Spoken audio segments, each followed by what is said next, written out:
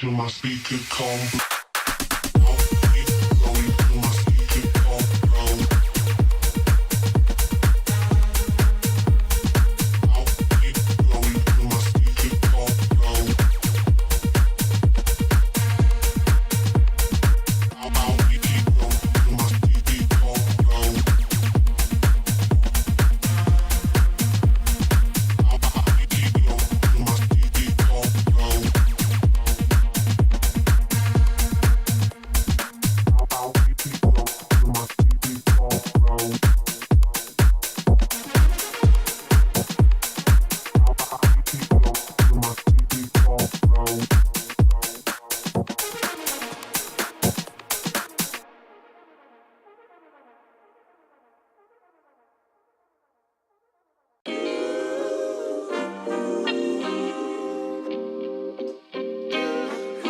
Sometimes you gotta pray for a victory.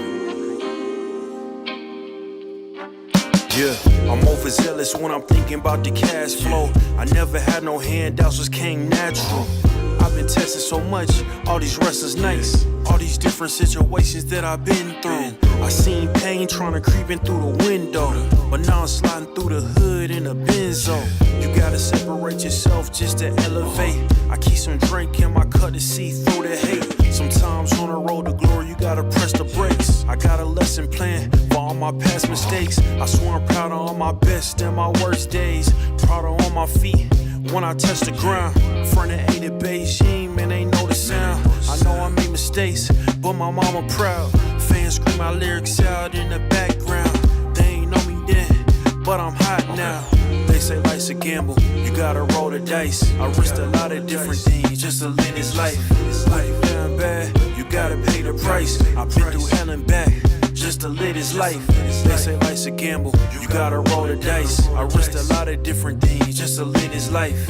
When you down bad, you gotta pay the price. I've been through hell and back just to live this life. I'm faced with a lot of different choices these days. Do a rock and roll Lex account of Blueface. The whole world know my name off a mixtape. I still got the same brothers since 6th grade. G-Wagon red seats, we on Biscayne.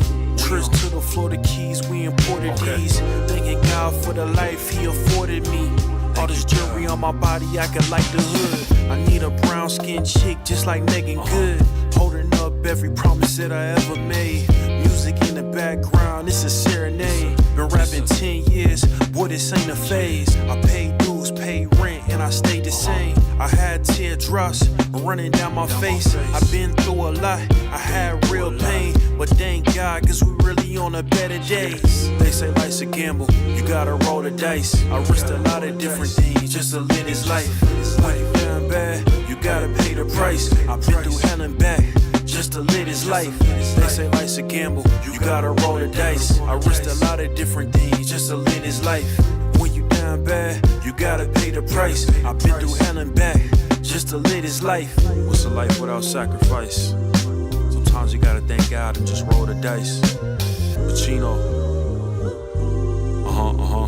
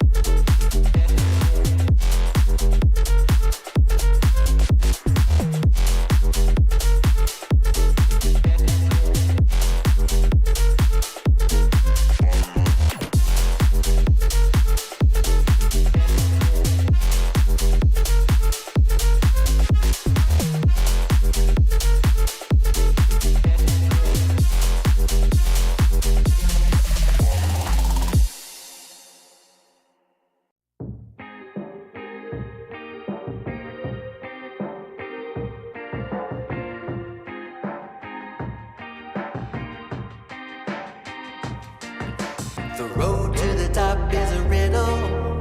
What will be my destiny? Money and fame are awaiting, but not enough is raining on me. Maybe I should give it all up.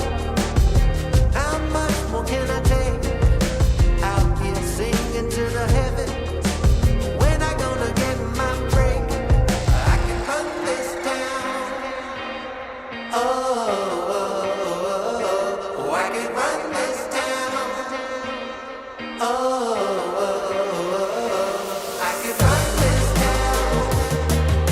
Oh, I can run this town.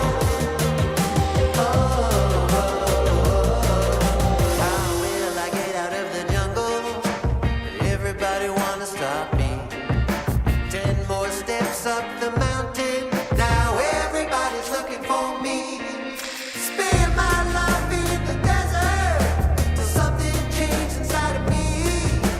Now I'm flying over oceans. Everybody looking at me.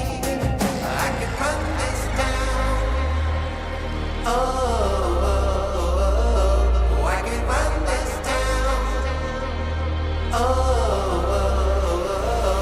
I can run this town. Oh, I can run this town.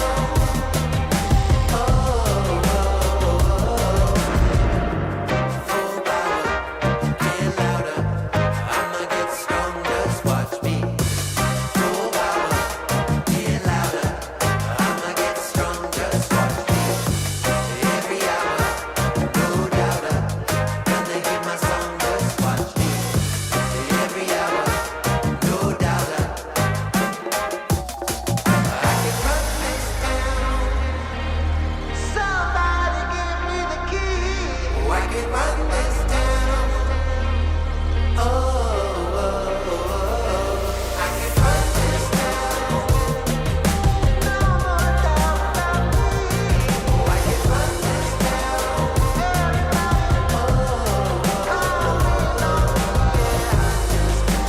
Don't you know I got the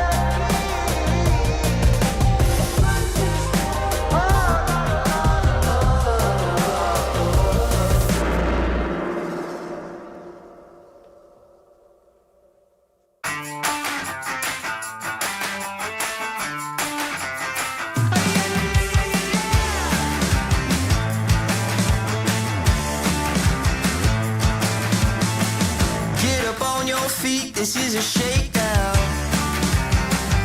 Order up that beat just like it's takeout. Show me you got soul inside those new shoes. And you can rock and roll with an attitude.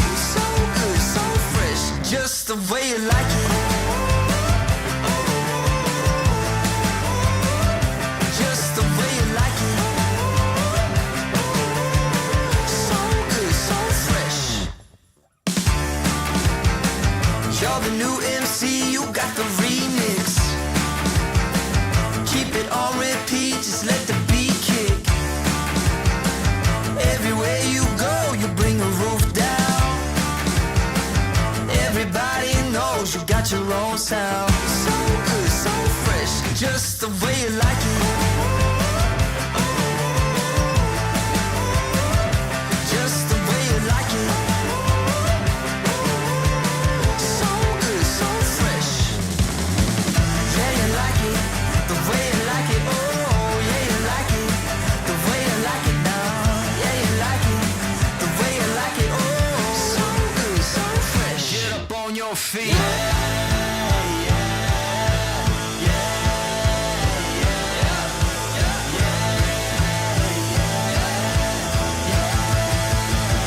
Show me you got soul.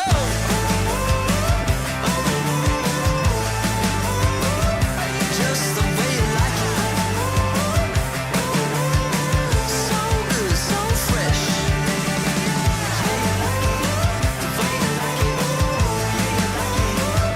Just the way you like it. The way you like it. So good, so fresh. Get up on your feet, this is a shakedown.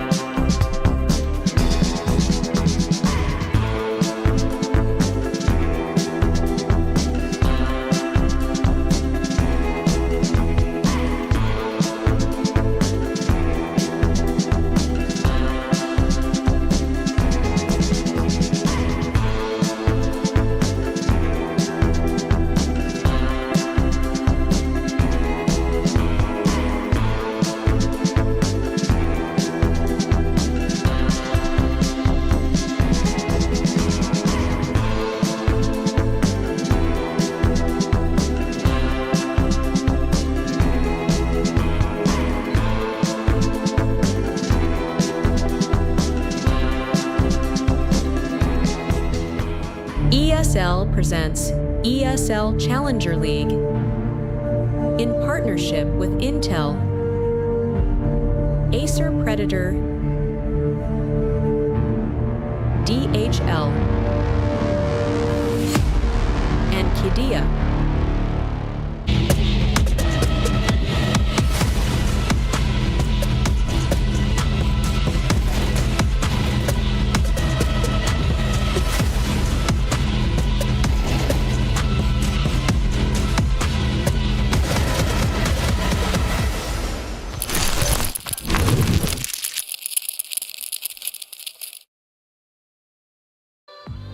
Good evening, beautiful people. We are back with some ESL Challenger League Season 50 European Cup number 3. It is really ramping up. It's kind of starting to get do or die for some of these teams if they want to be in contention for the next season of ESL Pro League. But before we get into the real meat and potatoes of things, my name is Freddie Orgumirana, and I'm joined by Hayes.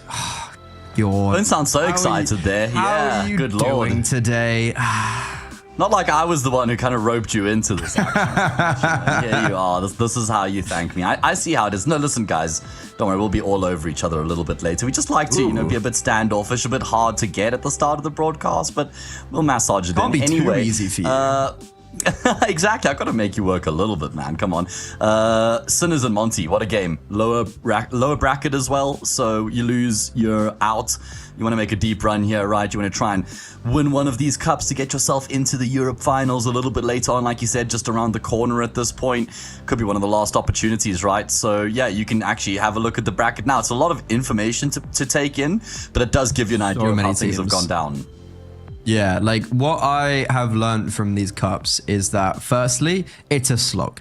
Like there is a lot of Counter-Strike going on right now in Europe. There's actually like kind of a week or two, just a moment of break. So it has allowed some of these teams as of right now to be fully focusing on these runs. For instance, Sinners, they played a grand finals only last night, but for now on, they actually have the opportunity to just like fully focus on this run if they choose to do so. And also, something I've learned from these cups is never ever count out a team until they are out completely, because we've seen over in South America, best year, they literally were round 1 lower bracket, grand finals won the whole thing.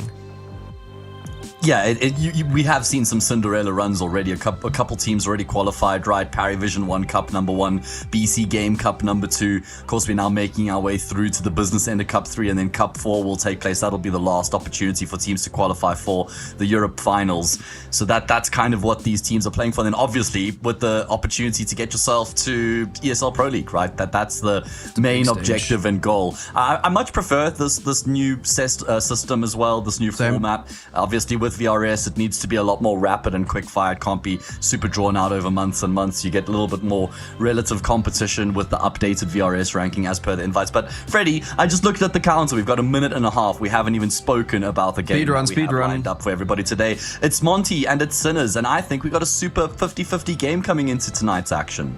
Yes, it is two teams that are in somewhat of a similar space. That's what we were kind of agreeing on. Sinners, I would say though, I put them as the favorite, and I think that they have legitimized themselves in this kind of like top 50 bracket in the last couple weeks, and their roster changes and going away from their regional Czech roster. They brought in Kisrek from Poland and Stresan from North Macedonia. Those were pretty bold and brazen roster changes, but it's worked out as they won the Slovak National Championship, and as I mentioned, we're in the finals of the Exort Proving Grounds last night against BetBoom, beating the likes of Ecstatic, 9, Partizan on the way. That brought them up 30 points in the VRS ranking, and for me, this roster has hit its stride. Absolutely. I mean, it looked like it hit its stride almost from the word go when they brought this team together, if you remember how impressive the results were just off the rip. And then they almost hit a bit of a rougher patch of form. It was the first time that the team was actually losing games a bit more than they were winning. It was the first real like challenge and struggle period for the team to see if they could overcome that little rough patch of form. And they absolutely have. They've proven it. Like you said, they've had very good results lately, and they're back in a great place. We'll touch on Monte in a brief moment as we do get a quick look at the veto. No prizes for guessing the permabans. Train removed by Sinners. Monte banned out by Inferno, banned out by Monte. And then I was too slow to even catch the picks. What do we have, Freddie? Mirage, Dust, Ancient. Then we go. No Mirage, Sinners, nuke. Dust for Monte, and then Ancient as the decider.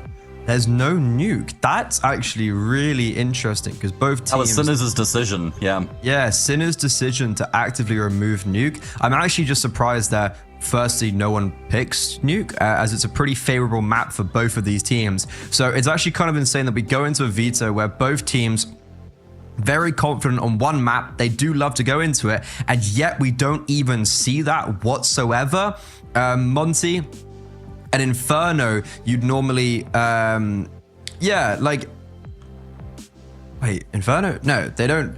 They normally ban Inferno. That's I don't know why I saw. did, yeah. I think this is a veto. Yeah, it's interesting not to have nuke in there. Mirage, though, that is just outset the clear kind of favorite for Sinners and the clear favorite in this veto. I feel like that's going to be a very difficult opening map for Monte.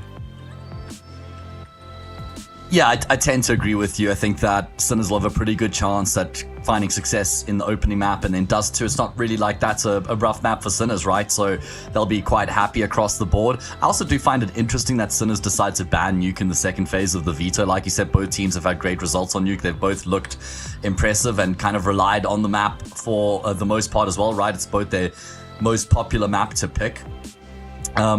And I was surprised it's actually Sinners. Like they've had some really good results. The only time they've lost the map has been really against strong opponents. So, like, it's just, yeah, I'm surprised that B-Stick thinks, you know what, we're also going to stray away from nuke. Let's both get a little bit scrappy and go with Ancients instead as that decider. Mirage, though, even though Monte haven't maybe had the most success consistently, the main talking point of this roster is the Draculan Season 1, not victory, not quite, second place. A really impressive lower bracket and just general form from them. That was a crazy tournament. And Mirage, they beat Gentlemates and Ents, took Fnatic to overtime. They actually lost to Fnatic twice, but both times were super, super close. So they have showed that they are very legit on that map. And it was also a tournament that Ryu, for me, it really felt like he came into his own. He's been maybe a very promised rifler for quite a while, but we haven't seen it pen to paper necessarily all the time. But with this Monte roster, I think it's finally his time to shine. He's got that experience. He's got the pieces around him. He's got Azuwu making a lot of space for him. And right now, Ryu is actually playing super solid Counter-Strike, and especially on Mirage, he's shown what he can do on LAN, and I'm sure he's going to try and transition that online. For me, he's the type of player who's going to have to pop off here on Mirage if there is going to be a hope for Monte. He's the type of guy who's got the skill set that really does lend itself to a map like Mirage, where you're looking to take a lot of gunfights, you're backing yourself in those gunfights as well. You want to have some explosive moments. It's very cool to have seen the coming of Ryu, because he's obviously been bubbling beneath the surface for a while as this guy with a lot of potential, been seen as a prospect by a lot of guys, and I think it's actually a very good boost for his career that he's been able to go along with Gizmy from the academy team into the main team as well, because now he's playing under an IGL. He's got a really good understanding of his style, the way that he wants to go about his business, what his strengths and weaknesses might be as well. So it just has been cool to see Ryu now entering the space where it's like, well, what is the ceiling for this player? Because he seems to have a lot of potential, and I think he could maybe even keep going from here, you know. I think the upcoming weeks is a very, and like upcoming months from the end of this year into the beginning of next year is actually going to be a really telling period for Ryu, because they've hit their stride since the addition of Azuwu, which has been a pretty recent one. Draculan was one of their first outings with him, and you know what? They did really well. It was actually, honestly, what a performance.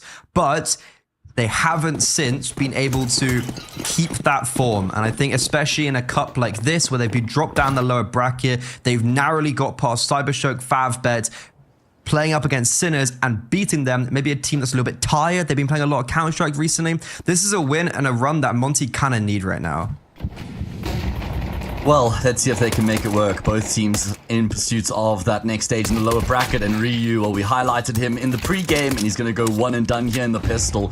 Big frag for Sinners now as they get all the space afforded to them for the bomb plant, and there's going to be a big tussle in towards CT. This round, it lives and dies with the fight in CT. It's as simple as that. Gizmy going to try and go through the smoke, and he actually can find the first frag. There's more where that came from, though, and Monte are making light work of these T players. Azuwu gets in on the act as well, and it's Monte who open up first. I did not expect that pistol round to just end like it did. I really had Sinners favored, right? Molo to deny space, smoke on that Molo so it instantly blooms, and then Gizmi somehow just walks through it on the edge. I don't even know if he really had much vision, but super impressive for Monte. Issue is, Sinners, they got the bomb down. So throughout all of that success, Sinners, they're still going to have that purchase up into this next round. And yeah, how does Gizmi get a second kill here? That's actually crazy. Really good from the IGL already, putting pen to paper.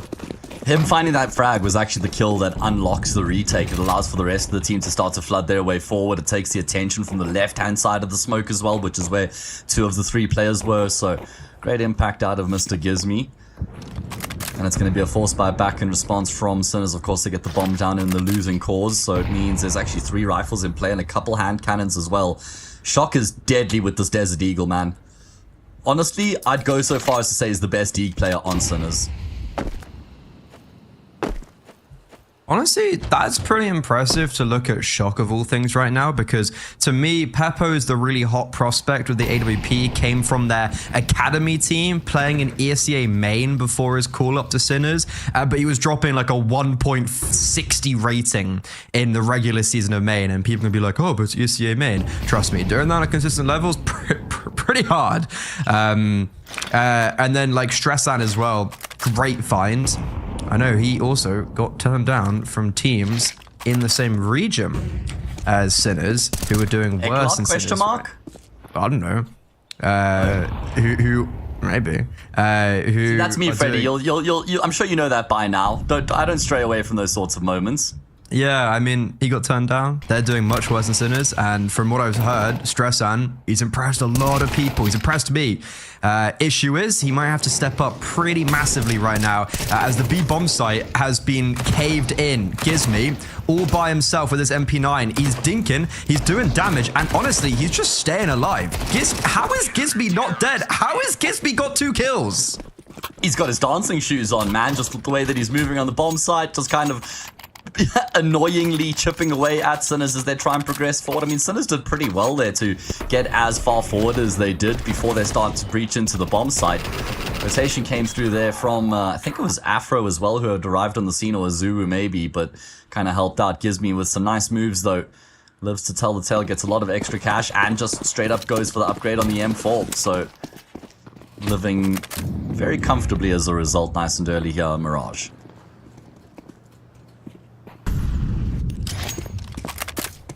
I am, in all honesty, quite confused at how that round ends up being like, what, 4 alive on Monte? Like, BMS dies there. If they just go, Sinners overrun that bomb site, Gizmi dies, rotations maybe not there in time, but rotations were there actually like super quickly. I'm actually shocked that when BMS dies there, it ends the way it does. B-Stick, final round drops, or sorry, final man drops. That's Monte 3-0 up. It's a pretty good start for them on their opponent's map pick. Absolutely, making light work of the eco as well means they get a nice chunk of money behind them going into the first gun run, and a chance here for Sinners to open up their account. You know how well versed they are on the T side of this map. It's something that they've really ironed out. They've waxed it. It's nice and shiny, and it's just been performing fantastically well for them lately. Has the T side on Mirage. What do they fall back on to open up? It's going to be attention in towards middle, just from the one player. The rest of the team heading in towards A. Yeah, looking nice and clean with it. Oh, that was hella clean. No, it's not that big of a deal, but hey, got to give the kudos when deserved. And for Shock, you said he can be dangerous. It was a pretty easy opener, just because Afro is sitting there out in triple, sucking his thumb, gets fully blinded. He's just chilling. So the A bomb site's been lost. There has been a kill found elsewhere for Monte, and now they're setting up for a 4 versus 4 retake. Oh, Gizmi's in a very good position. Stresser not going to be expecting him here. That's the trade, just bringing it back into an even numbers game, and Gizmi going to struggle to find further impact from here as the time continues to tick on. There's just one kit in play, plenty utility. Peppo posted on the angle, not going to connect on his shot, but doesn't lose his life at least just yet. The nade should take him down. No, Gizmy will first. Got to start to accelerate though, boys. Someone's going to have to commit to the bomb site. There's no time left remaining here, I don't think. They're going to continue to find frags. They struggle to even find the bomb, and surely it's too far gone at this point. You'd have to imagine. Oh no! I thought they had got it for a brief moment, but the bomb explodes and Sinners find a round. And everyone dies with it, which is also the kind of real, I think, the real heart-crushing part is that they don't get to defuse. Okay, they don't win the round. Everyone dies, so it's going to have to be a full reinvestment. And you're actually looking at this now for Monte and thinking, thank God that second round was clean. And thank God that anti-eco was also clean. Because they now head into a second gun round where it is not necessarily an issue economically, but that is just an unfortunate retake where Afro gets caught way too early. You know, he gets caught out in the open, probably could have stayed alive, got a kill, made it easier for his teammates on the retake, and Monte just a bit too slow. This is a call of action.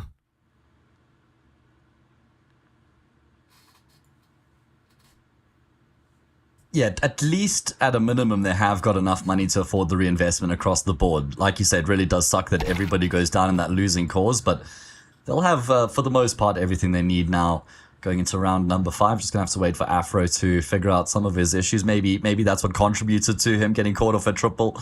Not sure. It's actually very impressive to see how well Shock's been playing lately. I mean, a 1.1 rating out of him in the past 3 months, you know. He was kind of seen as maybe a player that had taken a bit of a back step for a while, but I've always seen him with actually really sharp mechanics. And I always saw him as a guy who could contribute in a decent way in the fragging department, and he's clearly back at the moment, so it's very cool.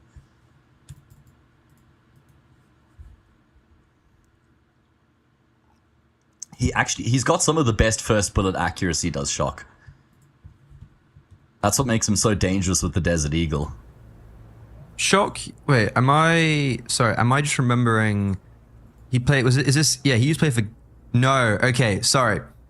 Zedco, who used to play for Gamer Legion, right? Also played on Sinners. No, not Zedco. Guy was retired. Who retired? But Neofrag played for OG. Sorry, Gamer Legion. Oh. Who played Zero? Yes, that's the one. Zero. Okay, that dude had the craziest aim. If I'm remembering correct, but like, he always had a really whack view model. Yeah, so like, bear in mind, he didn't have great stats, but I remember this guy having like bonkers aim.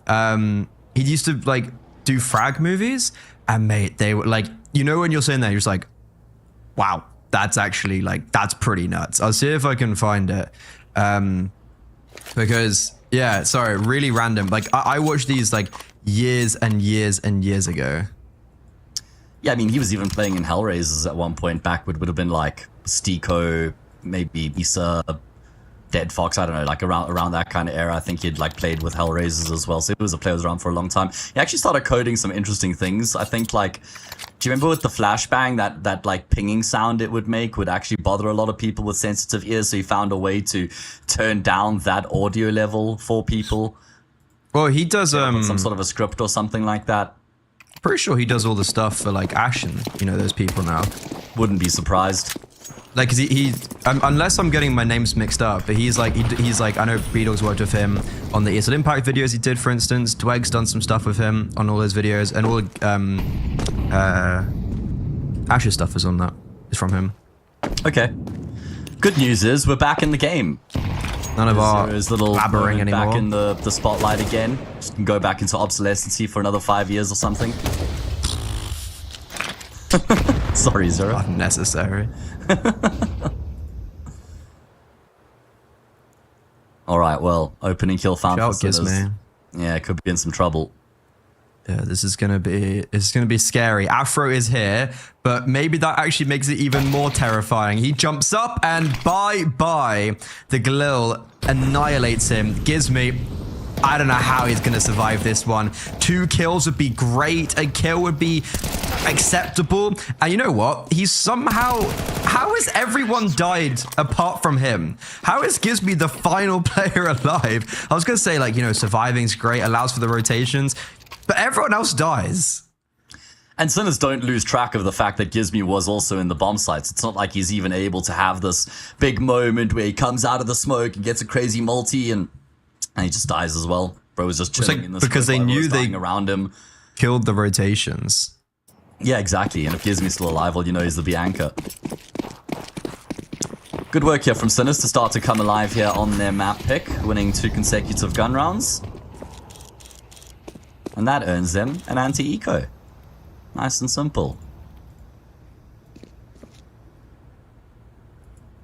By the way, I found Mr. Zero's frag movie. Let's have them to you for later. Yeah, I'll check him out. Very, very old at this stage. Just like you. Huh? Is that not... I thought... Did Pepper not got that kill? Evidently not, Freddy. I thought he shot the shoulder. I mean, he still gets 2 kills with the Glock, so hey, stress out. I might be a bit older than you, but I'm certainly sharper. I mean, evidently. What happened there? He didn't get the kill. 3-all. Yeah, it's it. Sinners. Good anti-eco. Yeah. See, we can agree on that. Probably agree on most things, just every now and again. Can't just agree on everything, right? It's boring, so gotta spice it up a little bit. Gonna be a cruncharian. Oh, my favorite. Yes, exactly. Yeah. Here we go. Going round for the lead. Ooh, Azu's going for a fight. That is very aggressive for Azu to go for that, which is fine if you had support, right? You know, he does that while BMAS is chilling at the back of short and Afro's supporting from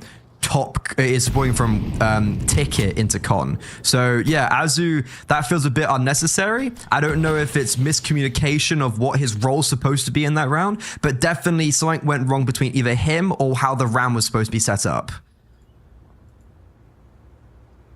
And it results in a nice opening kill for Sinners.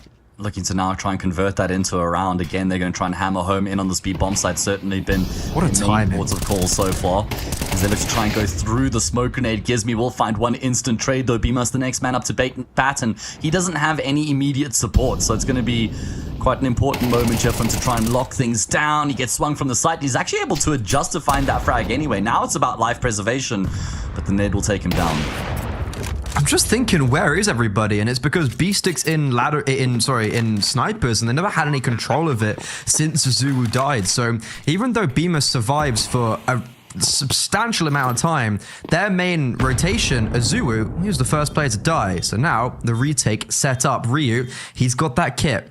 And we've been talking a big game about him, but he's currently sitting only 4-4. He had to really activate in this map. This could be his moment to shine, or maybe Afro just takes command. Kisrek playing close, hits the first bullet headshot, and the transition is slick. It is ice cold.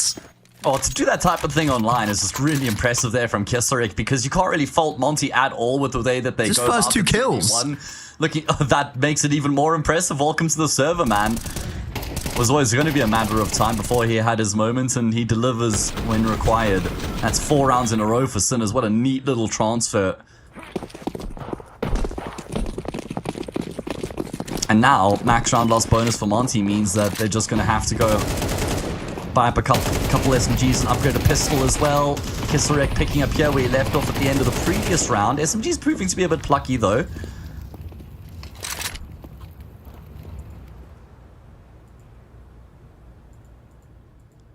They had some perk to them.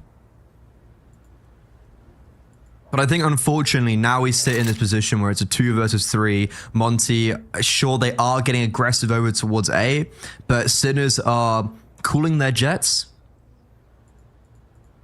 And they're just pausing, waiting, and not allowing for anything dastardly to happen. Maybe if Afro can get top mid, pick up a rifle, but it's, as of now, he's just being held for by Peppo. And even if the AWP misses, for instance, it's still me a while for Afro to pick up a rifle, and Beast's going to be able to transition back. So, yeah. There maybe was a timing, but too aware from the young Orpa, and Bemis, he's in the right position, but it's a 1 versus 3. Do they overlook him? Maybe they get caught lackadaisical. This MP9, it has to go nuclear. And, well, he does catch them off guard. Shock has the bomb in his hands, but unfortunately it doesn't matter. Yeah, I really like the way that Sinners actually go about their business there in the anti-eco, especially once they end up in the 3v3. They just post for like 40 seconds. They know that Monte are probably looking to try and make some sort of a move. It was the big flank there from Afro that they were trying to buy time for, but Sinners just more than happy to wait, bide their time, and then punish the move made, then just group up as a unit, figure out where the last player is, and get the job done. Nice and easy, nice and clean. Mirage kind of going the way we would have expected here, I think. I mean, problem for Monte is, although it's 5-3, they haven't really been that hot in the gun rounds. That's going to have to change now. Otherwise, Sinners start to run away with it. Also, just remind me, it's actually been a hot second since I cast Sinners. It's Peppo, right? Yeah, it's not Peepoo. Didn't he like actually come out and say that that's not how you like actively? well, I mean, whoever pronounced it like that needs to go to some speech therapy or something, because it's obviously not Peepoo. It's P-E-P-O. There's no double E. Peppo. Yeah, it wasn't. It someone was like, actually, in the native language, it's pronounced like this. He was like, Well, that's the problem, because in No. Kesserik as well, you know, that's another one of the names. The player coming from North Macedonia could be like, also like, you know, who the hell knows what it's supposed to be. We don't know, guys. We just pronounce it like how we would in English. yeah, it's like, Unless you're like super professional enough where your name can actually go mainstream, like that's why people don't call him Boombler, right? They call him Boomage. They don't call him, you know, they call him Ziwu because that's supposed to be how it's pronounced. Anyway, important gun Afro? around here. And I have no idea what they've just done in the middle. That's one way to get a couple of kills. we switched to underpass. I see Afro jumping out a window. I mean, despite the antics and maybe a little bit of tomfoolery, it's actually a pretty clean mid take. And then they also transitioned it really nicely to counteract the A players who were trying to lurk out. And then Mr. Peppo, he's just over in ramp with the AWP and the bomb and a million thoughts, but I don't think there's a single one that's going to lead to a round win. Nah, best you could hope for from here would maybe be some damage, but I really like the way that Monte just puff up their chest and decide, we're going to take the fight to you in middle. Full confidence, all gas, no brakes. And it works the trick. And Peppo's just going to save his AWP at this point, right? That makes the most sense. Gonna have to be a lot more where that came from, but good work nonetheless. Good job nonetheless there from Monte.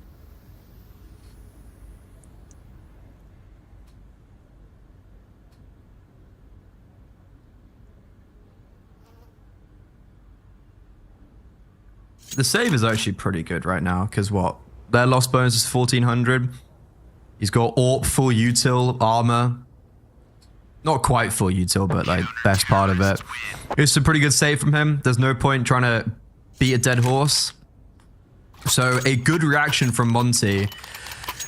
And I think for Sinners, they just weren't set up, it felt like, a middle. Well, like Peppo was too far away. Like he literally did nothing that round. He probably should have been in middle to help with that mid counter push that was activated from Monte. Or did he get caught off as they were trying to rotate back towards A? Either way, a good round for Monte picking up to keep this first half as close as we'd anticipate. And look at this. This is fast from Stresserin. Yeah, just Sinners immediately going back to the scene of the crime in the previous round and saying that they're not worried about things going awry again. I wonder if there's going to be like a bit of an offbeat timing here from Monte to try and recontest middle. That's a really good timing on the grenade. Shock just brought down to half health. Nothing you can do about that. Bomb left in towards spawn, and it doesn't look like Monte are keen to be as active this time round in middle. Gonna let the round come to them a bit more.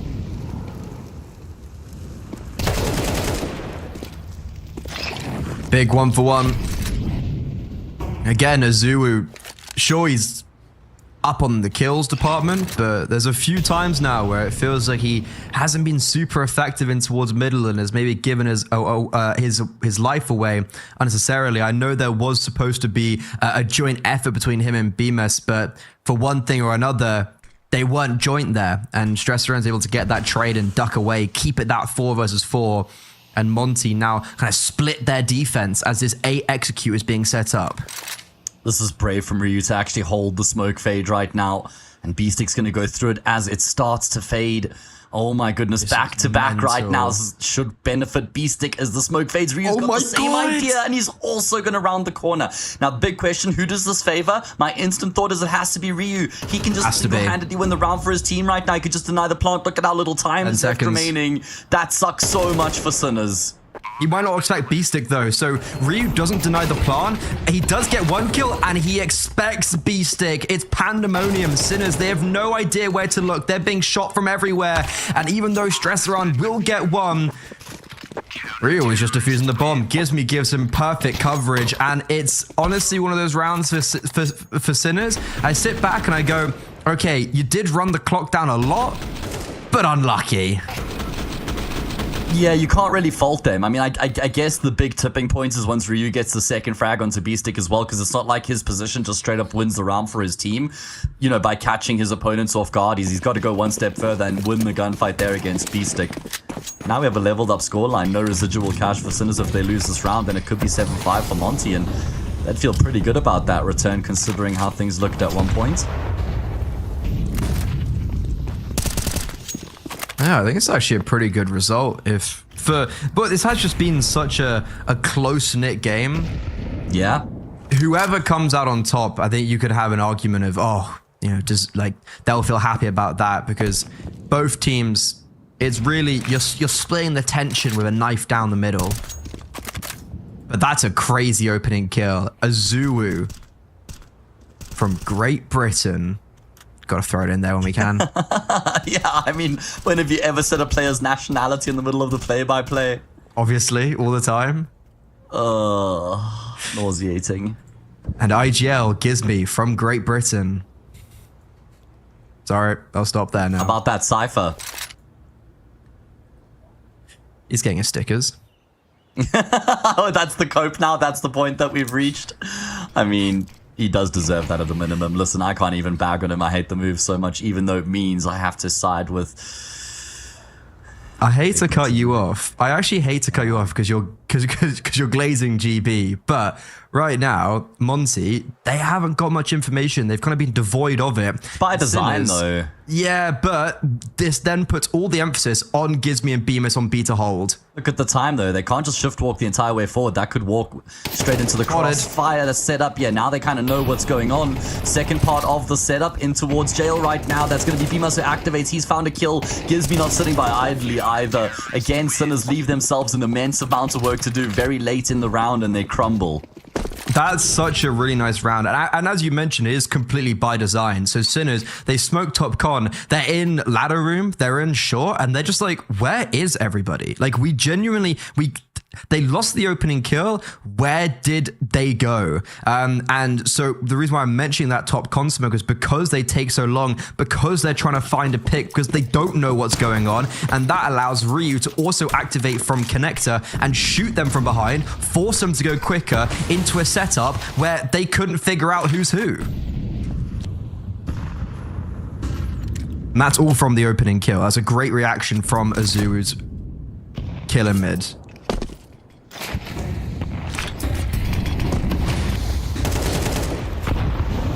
Alright, well, last round of the first half.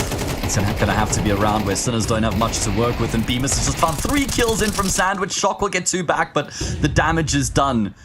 Insurmountable challenge now for Peppo, last man left alive, and I was going to say not for much longer. Afro does give him a bit of an extension, a bit of lease on his life there for a bit longer, but it is going to be Monte who actually eke out a 7-5 halftime scoreline. They lost 5 rounds in a row in the middle part of the first half, and then were able to just whack, 4 back of their own. Great work.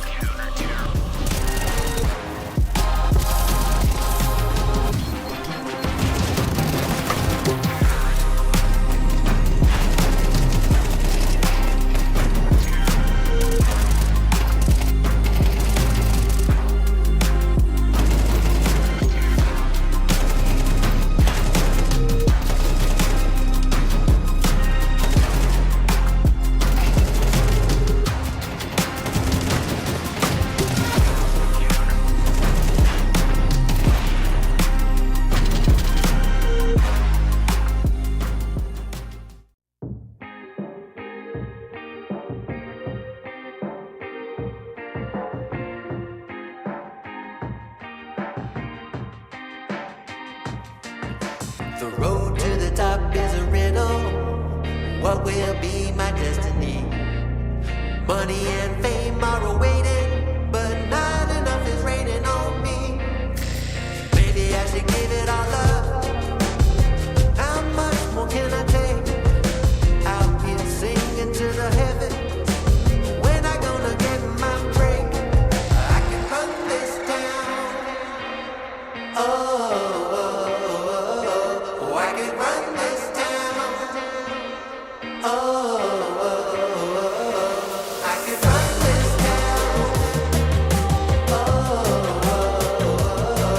I can run this town. How will I get out of the jungle? Everybody wanna stop me. 10 more steps up the mountain. Now everybody's looking for me. Spend my life in the desert till something changed inside of me. Now I'm flying over oceans. Everybody looking at me.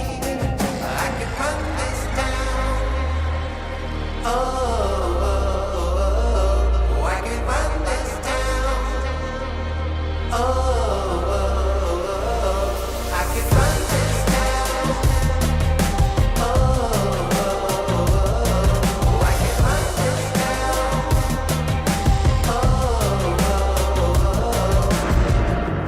Full power, get louder. I'ma get stronger, just watch me.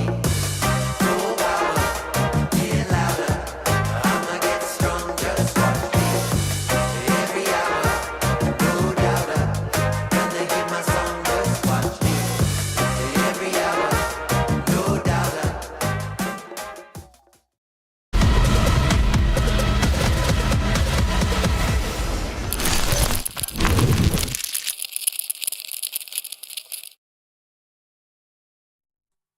Monte string some beautiful rounds in a row on their CT side to give them the advantage heading into the second half. This is their opponent's map pick. Sinners, it felt like after they lost the pistol round, they were starting to build up momentum, but it all fell apart, and now maybe they have to rely on winning a pistol round of their own.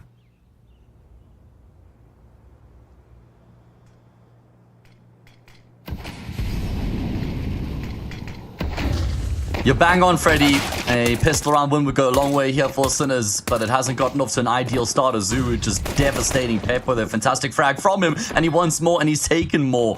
Two-man advantage all of a sudden as they get the bomb plants as well.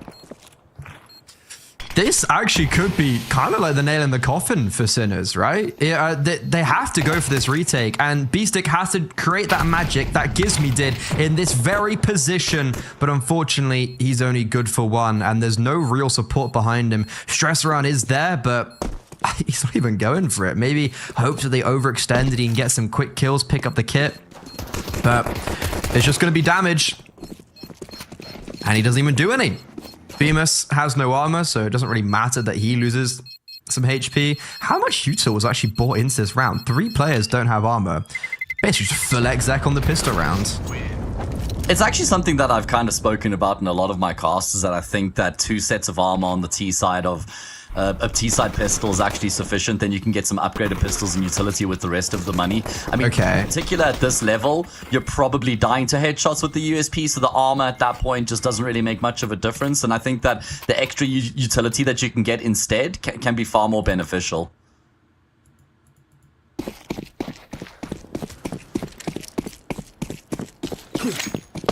Okay, I mean, in this round, like, it works, so I guess it's really good of you to bring up that point sign that you've always been talking about, that I've definitely heard you say before. I genuinely have been talking about for a long time. Like, I'm just pulling your leg. I knew you'd bite. These damn kids.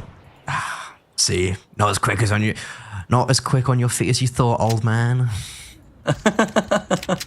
Speaking Sinners are going to have to be quite quick on their feet. Yeah. So they've got a 4 spy, and it feels like this game getting away from them quite quickly. This is now, what, 5 rounds in a row from Monte, from the back end of the first half into the start of the second. They've got the numbers, and it's actually Peppo to get the opening kill. Issue is, look how much HP there is, or lack thereof, for Sinners. The reason why they had 4 players here is because Beestick just goes through apartments completely by himself. He clears all of that out, says, guys, stack A. And they do. Pepper gets the opening kill, but aside from that, it ain't going great. Double stack in CT. This nade, well, it's not going to do anything, but it could have got a double kill. And that's round over. That's Monte to 9 and almost guaranteed a 10th. Yeah, it should basically just be a 10th locked in as well, right? Like you said, it's going to have to be an eco for Sinners in the next, so Monte are just charging ahead with this one at this point, and it's Sinners' map pick, and it's the map that we said Monte might actually struggle on a little bit. Looking pretty good, though, from top to bottom. Everybody is contributing in a meaningful way right now for Monte. And they're not showing signs of slowing down anytime soon either. Azu has been great. 15 and 10 from him. Looking like a live wire on the server at the moment. Terrorists win.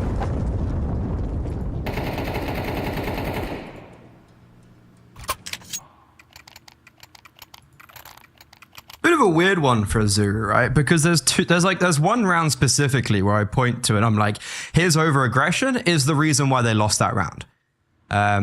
And there's another round where it's like, okay, he kind of overextends ahead of his teammates and they had a play, but he's just a step too far ahead. And it feels like he's actually got a lot of similarities when you look at like a Cypher. We were just talking about him, right? Both very individually talented, both like incredible aim, and very, hot to go. And at times he has been a bit too hot to go in this map, but he's also made up for it in a lot of other occasions. And I think it's really good to see him finding his form because he has had a really rough career, all things considered. Like he goes to endpoint and it's more of a failing endpoint where he's always struggling in his roles. He goes to Saw and I don't know, it always felt like it was always going to be a temporary thing, right? Like he didn't have that long-term stability. So now he's looking to really build upon his career in Monte, alongside also a familiar face of Gizmy, who was coming up at a very similar time, or maybe Gizmy was like a year before or so, but that doesn't matter in the grand scheme of things. It's still a familiar face. They went to LANs together, etc., and competed against each other. Yeah, I mean, you've got to remember he's only 21 years old, and yeah, he's younger than me, man. Although it hasn't been ideal with what's happened in his career in the early stages of it, there's also just a case to be made about how it's going to just teach him a lot about himself as an individual, as a player, what he wants in a team, the kind of environment he'd like to be in, and what he can bring to a team as well. So there's a lot that he would have learned, a lot of wisdom he would have gained from those failures and unsuccessful stints. So no, it hasn't been great, but at the end of the day, like it could really, contribute in a big way going forward. It's the type of player he becomes.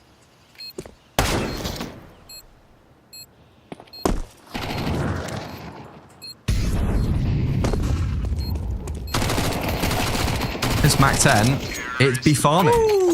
Very nice. Actually, quite important. It's not like massive, but gives me getting 4 kills. That's $2,400 extra. He also picks up the AK. Like, as far as it goes economically, Monte are in a pretty perfect position as they hit double digits. Got to remember, this is their opponent's map pick, and this is Monte really starting to run away with this map. And if especially they win this gun round, that may as well just be all she wrote. Does feel that way. I mean, it's kind of as simple as that, right? Must-win round now for Sinners. They've lost 7 rounds in a row as Monte are running away with this into Dust 2, their map pick. Lower bracket as well, ladies and gents, means there's no room for error out of either of these teams.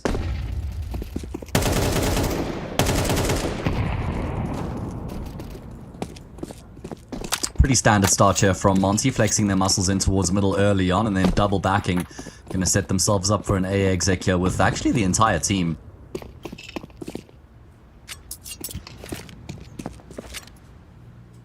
Yeah, keeping things simple.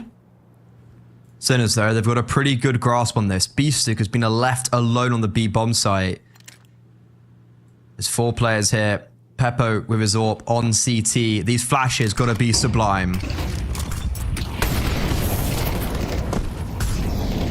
Oh, it's going to be Azua again on entry duty. He's able to find an what? opening kill. Peppo is the one to fall, and that's going to be now Monte in full side control. Nothing Look at on Ryu. offer as they break the smoke, and like you say, Ryu's committed the whole way through CT. They have to save here, though. I don't even think they can attempt the retake. 1 kill is all it takes.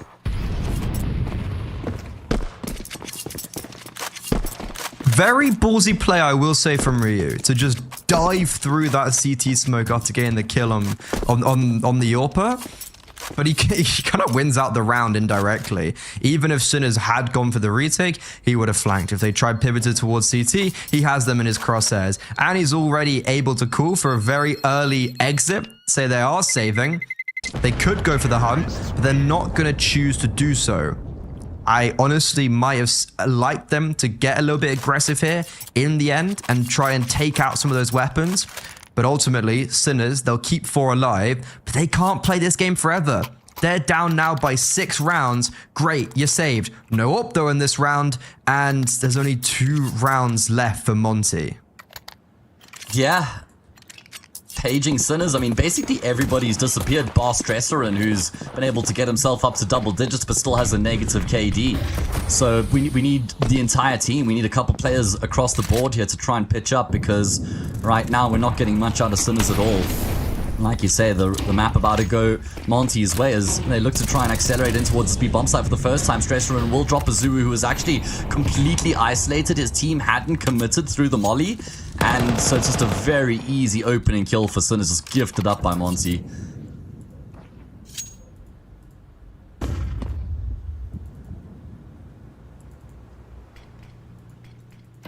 Zuhu sent to his grave, basically. No, I think he took his own orders there. I don't think anybody sent him in. That looked like his own decision. Maybe he's just very compliant. Sensual. Well, then he's got awful teammates because nobody committed. They didn't smoke the molly to just follow up. So I'm going to put that at his doorstep, I think. Okay, well, this round is actually looking very difficult. Afro, though, given a freebie, and Bemis, after being dinked, backs away, which is really important because that nade would have killed him. It does do a lot of damage to the AWPer, but regardless, it's still a 4 versus 4. Ryu's also still in apartments, which leads me to believe the B bomb site is not finished just yet. It's going to have a little bit maybe more attraction. Issue is Gizmi's now been caught off. Didn't seem fully prepared, and that's been the name of the game, the name of the story in round 17 for Monte. Not really prepared.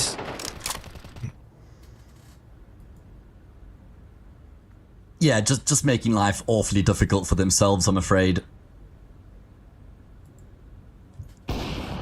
And it's going to be Sinners who do win an important round to just keep themselves in the contest right now. Keeping 4 players alive and recovering the AWP as well. Going to be a good boost to their economy as they look to try and mount the fight back.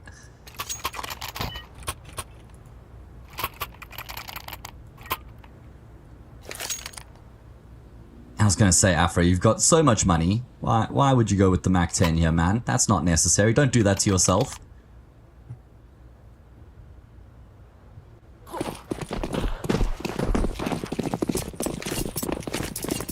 Are they just going to try to do it again, but this time with a little bit more vigor? Okay, this time, the B hit's happening. And Afro, he isn't stopping. B-Stick, that nade could have done so much damage, but he doesn't drop it. This Mac 10 is on the bomb site, scot-free. He has got to the back of the B bomb site without even seeing anyone. B-Stick from bench, though, doubles down. Shine to Gizmi. You can hold the site, so can I. And even though there was all that space made, Monte don't do anything with it. They don't get any kills, and they just get bunched up and spat out.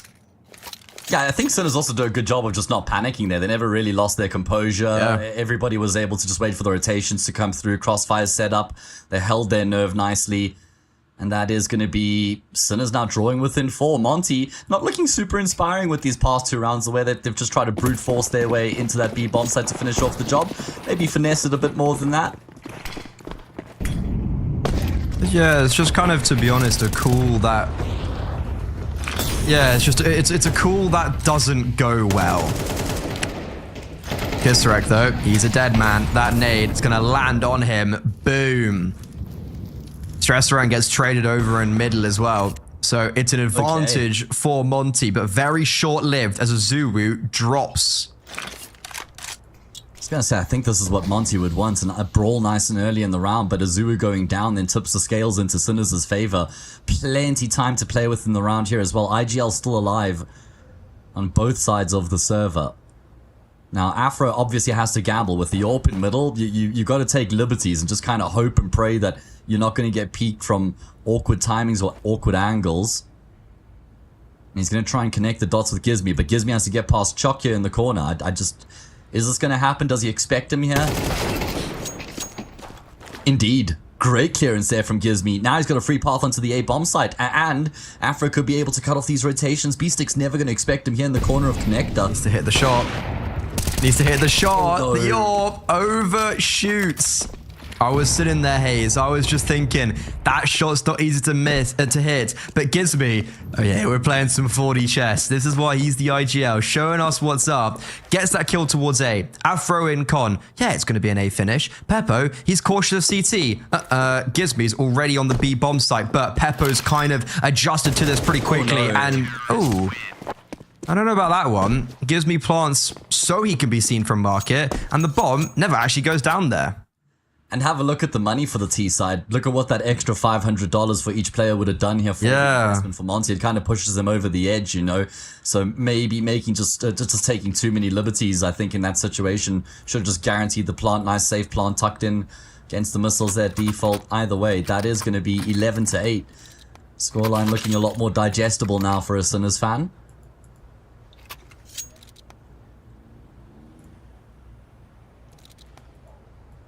And it's going to be the half by now for Monte, so a great chance for Sinners to draw within 2. You're right, though. Afro was in a pretty awkward position. It always was going to be a difficult shot for him to hit, right? I do feel like he could have maybe given himself a little bit more time. It felt like he got a bit flustered. Yeah, 100%. Like, it's a very difficult position, but you kind of put himself in that position, right? So you got to then hit the shot if you are going to be chilling there.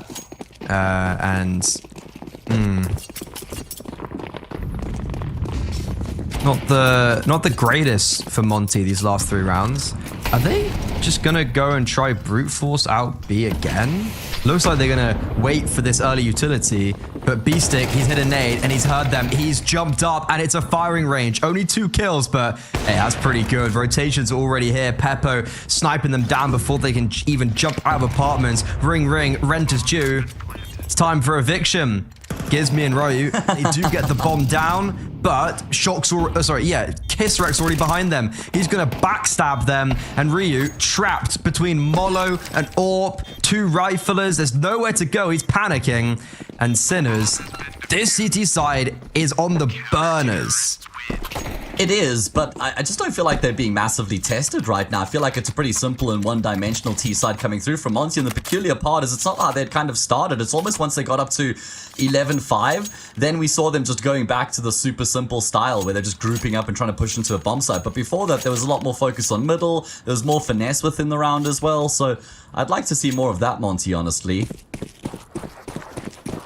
And maybe we'll get to see it here. I mean, they're still in the driver's seat. They're just 2 rounds away from finishing off the job. Same time, though, Sinners are 2 rounds away from leveling up the scoreline, and they're the ones in the ascendancy.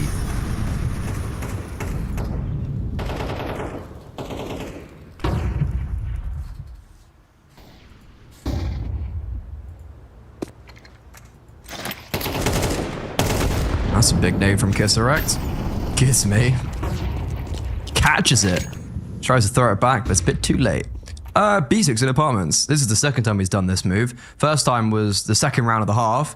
And, has he heard that? Either way, this is an insane piece of the puzzle. B-Stick, he's behind them. They're faffing around with utility. He's being held for. He gets 1, and he survives. That's all that matters. He just smokes them off as well in T-Spawn. If you're Monte, what do you even do right now? Because you know that they know that you're here. I mean, you do have time. Your hand isn't necessarily like entirely forced to try and go in towards the safe bomb side. You do have time to try and go back through spawn, but it does look like they can get forced into this A play. Sinners welcome them with open arms, knew exactly what was coming their way. Peppo will find himself a good multi-kill to lock in the round. Honestly, I think the best option there for Monte was to try and go back and challenge B-Stick because it was just so obvious that they were going to be trying to push into A at that point.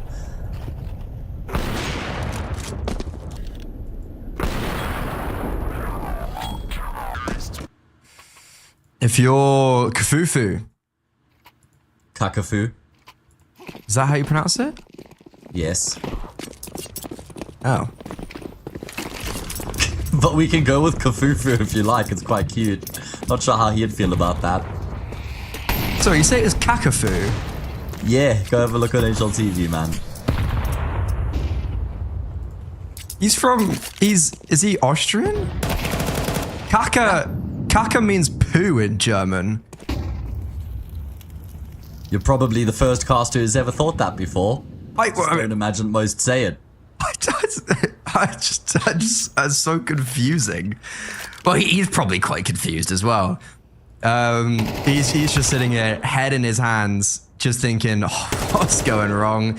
Like, this was all set up for success for Monte, but as soon as on their map pick, starting to show why it is their map pick, and kind of the first time in this map that they're really stepping up, and all the individuals are as well. Like, Shock is struggling, but apart from him, I can't look at a piece and say they're having a dull moment. Yeah, it feels like Sinners have been a bit slow to start on both the halves, but once they come online, they mean business. Nice shot there from Gizmi, a little bit extra economic damage. He's gonna path his way through his own smoke. He does spot the player towards Cat, but really at this point, there's not much that he can do or play for in the round. AK might be nice.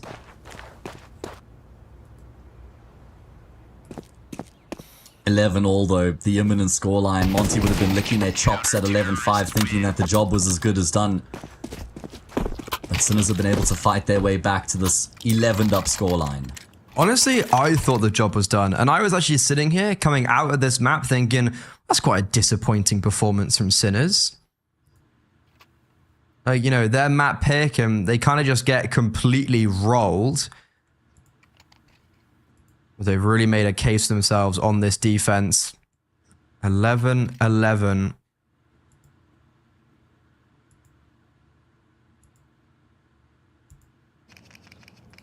Monte seemingly have just run out of ideas. And what's really worrying is they ran out of ideas from like the second gun round.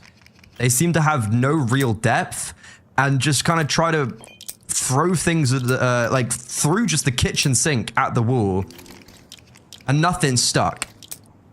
So now there's been a moment of grace, some time to talk over.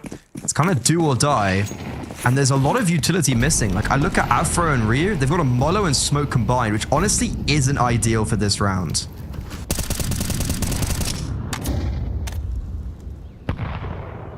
Well, they're gonna have to find a way to make it work. It's as simple as that. No two ways about it. If Sinners are able to get themselves up to map point first, they're going to have a very good chance of finishing off the job from there because Monte won't have much money. Sinners guaranteed a full buy no matter what happens here.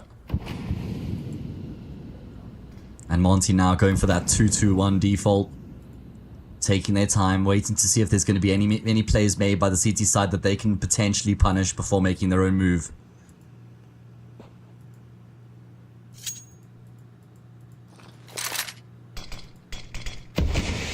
We're at a minute mark, and it just feels like a stalemate that is only favoring Sinners. 2 smokes left, that's all Monte has. And B-Stick, he's starting to get a little bit agitated, but maybe this is the agitation that Monte wanted.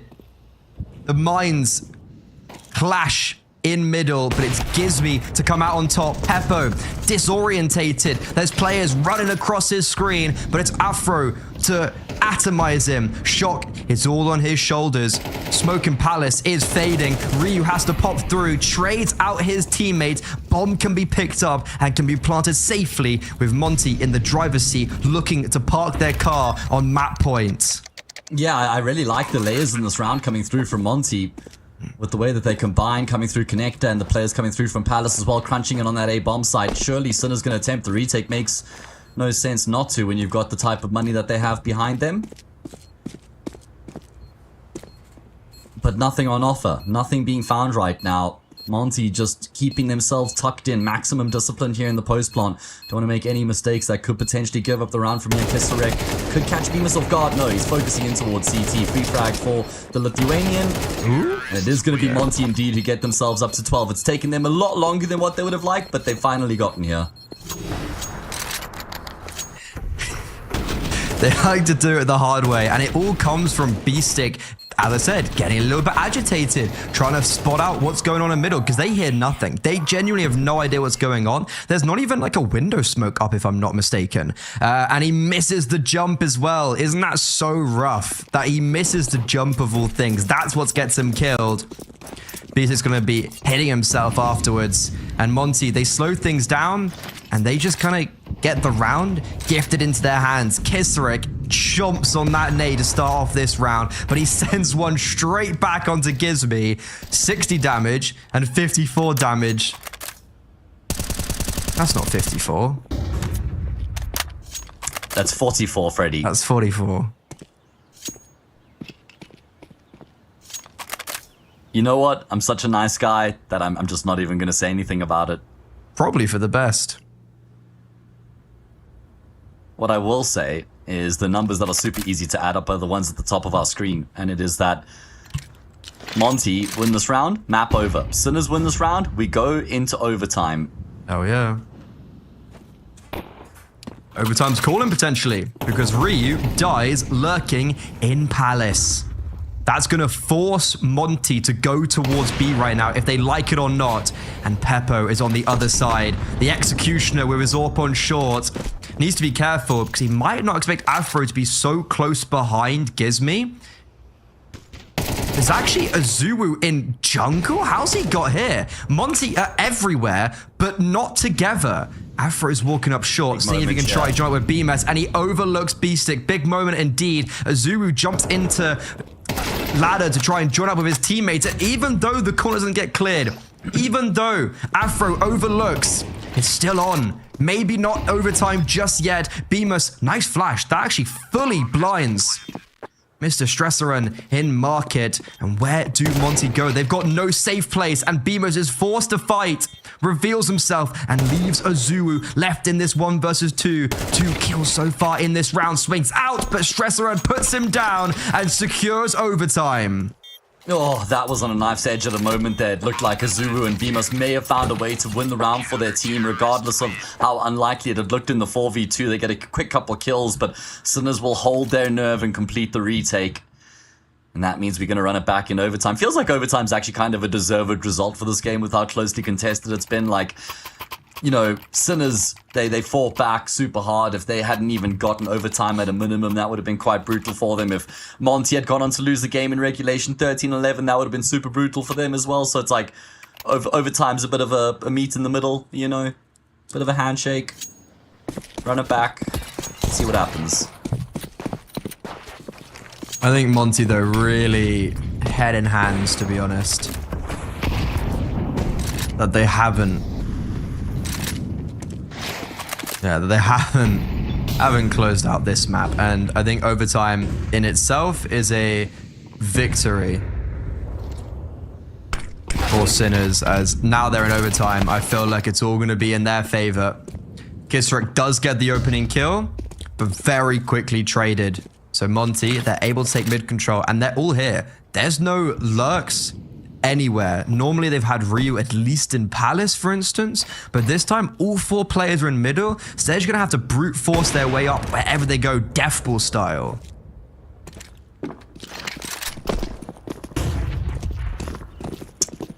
And they're gonna have a path void of death to get onto the safe bomb side eventually, until they force their way as deep as Snipers goes. Stresserin eventually forced into a fight. That's going to cost him his life. And it's Monte who are going to be able to plant the bomb here as well. Good chance in the retake, despite the fact that they're down by a man. There is a flank out of shock, and he's going to find a kill. It's not the cleanest, but he's actually doubled down. He might have to do more work from here as well. Can't clock out just yet. In fact, he's got the whole clutch left remaining. Low on health. They know where he's coming from. Monte open up first in OT. Actually, super surprising round, and Azuru maybe redeeming himself a little bit. It's not like it was an easy rat clutch to win, but he could have close it out for Monte in regulation. He steps up with a massive multi-kill. He's really been on fire. Him and Gizmi are flying the GB flag very high, and that's not even Cope. 20 kills and 23 kills. Those two players are at the top of the scoreboard. Gizmi's joint with Stressor and Azulu. Not to fly the flags too high, Freddy, or they might get arrested.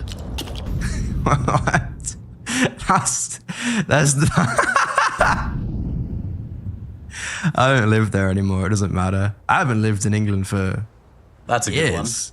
Like 7 years. So it doesn't matter. Not my problem anymore. Okay, I'm going to remember that the next time that you celebrate a great British player, just by the way. Like, you've just told me now, yeah, don't really have much connection to the players anymore. All good. Don't identify with it. Either way, this is looking good for Sinners to answer back. We could be going on for Mirage for a while, because it's only a Zulu left, and it's not going to be for much longer, taking down 30. No. Just an interesting play from the beginning, I'll be honest.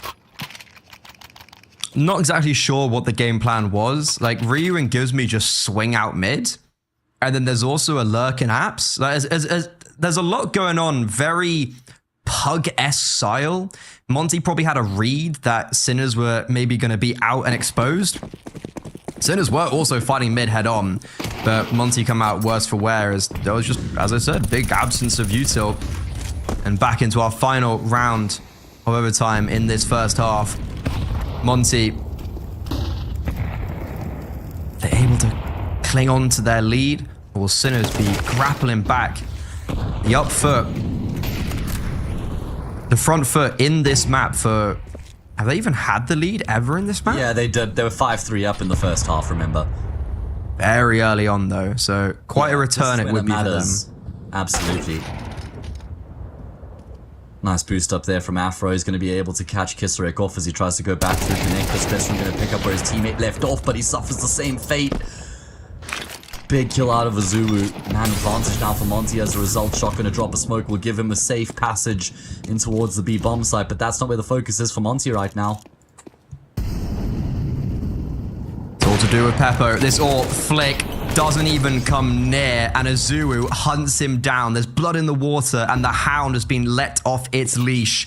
Azulu is fighting his way forward with Overwatch and protection being garnered by the AWP. B-Stick has to go and attempt this, but it'll just be put down at range.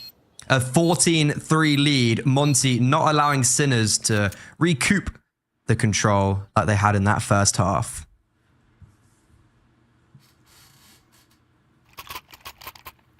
Alright, well, we think back to regulation. We had 7-5 halves with both teams finding 7 rounds on their T side. So to be able to win 2 rounds on your T side in overtime kind of actually does quite well, right? Wait, it was 7-5 halves on the CT side, actually. So Monte have set themselves up nicely as a result of getting 2 rounds on their T side of overtime. Yeah. Sinners won 5 in a row on their T side, and then Monte won 8 in a row, 4 split between the CT and T side, but that T side mostly came from the pistol round. It was the CT side where they won the gun rounds, and it looked really clinical. And Gizmi on a second orb. I've never seen that before, but okay. I'm not sure I have either. And it connects, and it works kind of perfectly as Bemis just holds down. They try and hunt the AWP, but the AWP's already faded away. Support's there. Gizmi, put him on the main AWP, because Afro, he's just missed a sitter and actually given Sinners a way back in. Oh, and it looks like they're going to force their way back in after just slightly opening up the door with that kill on Afro. 3v3, B bomb site ripe for the taking. But still just holding off for a little bit longer here, giving Kisarek some time to maybe combine and join up with the team. Monte not overcommitting in either direction either, just going to be waiting to see exactly what's going on before they make any decisions themselves.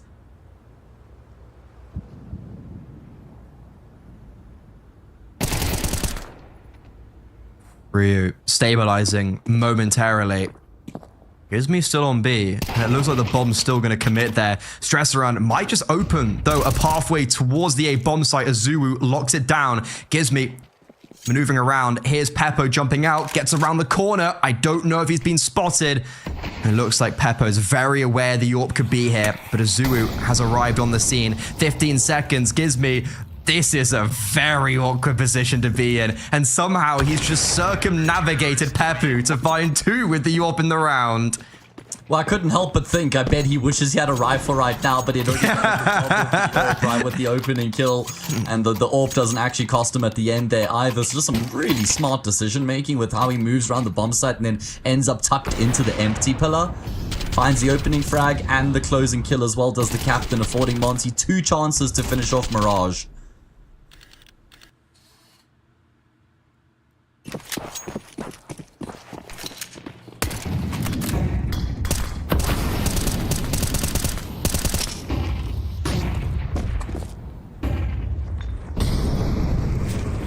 Okay, Monte, they did a bit of trolling, but it's just for the entertainment value, the viewership retention, as one might say.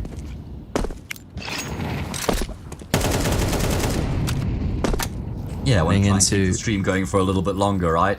Yeah, you know, really get the day rates out of us. Got nowhere else to be, man. Yeah, Afro's good at... favorite. Yeah, I was going to say, Afro's actually got a bit of redemption potentially in this round, because Gizmy just got 2 in the AWP and Afro missed a sitter. He's probably sitting here thinking, oh God, really need to hit a shot right now. And to be honest, he really does actually, as it looks like this top con smoke is a Fugazi. They're going to want to go through that.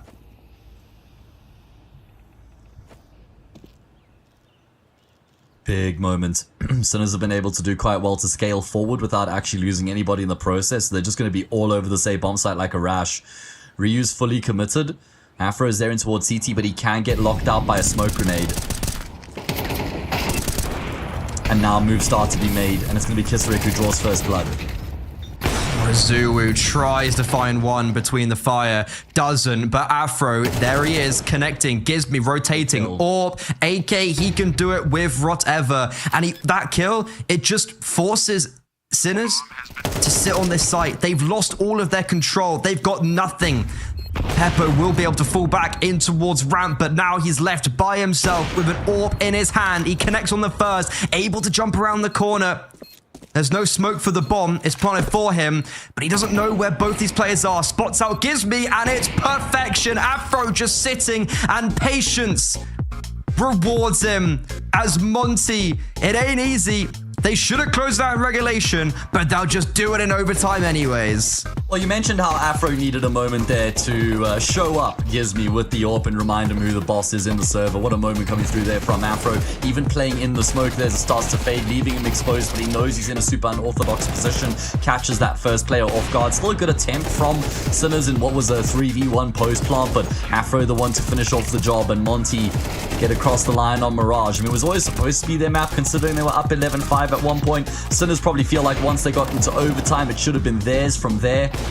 Yeah. It is Monte who will go up 1-0 in the series. To be honest, as soon as we go into overtime, I was thinking, yeah, the fact that we've got here equally, just instantly equals Sinners win. But no, Monte, they felt like they are the better team. Their T side was very one-dimensional. I think you got to identify that was a big negative for them and a big stain on their Mirage overall. But their CT side is really, really clean, especially in regulation. Some of the moves they were making was some really high tier stuff. And that's quite surprising when you actually look at Monte on the face value. They've played a lot of Mirage, but it has been very topsy-turvy. At Draculan 1 though, that was when it really felt like it slotted into place, just not against Fnatic, which was the big beast that they couldn't get past. But this Mirage, I'm actually surprised they haven't done better on it, because that was a really good defense coming out from them. I mean, you say that, but it seems like you've just like Matrix memory wiped yourself about most of the rounds on the T side, where they just ran out of ideas. Well, that's what I said. So. Like, it was narrow. It was a very narrow-minded T side, but that defense was so good, and it has quite literally carried the victory. Yeah. True, it did look really good. I mean, even the individuals from the top to the bottom there impressing for Monte as well. Gives me in particular probably even my MVP of the map. So that means map 1 here done and dusted in this lower bracket matchup between Sinners and Monte. We have Dust 2 waiting in the wings, about to take center stage. It's the pick of Monte. Can they get the job done in 2, or will Sinners force a 3rd?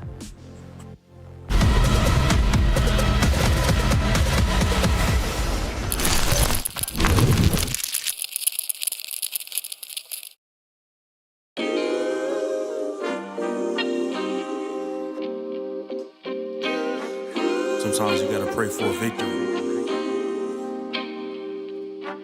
Yeah, I'm overzealous when I'm thinking about the cash flow. I never had no handouts, just came natural.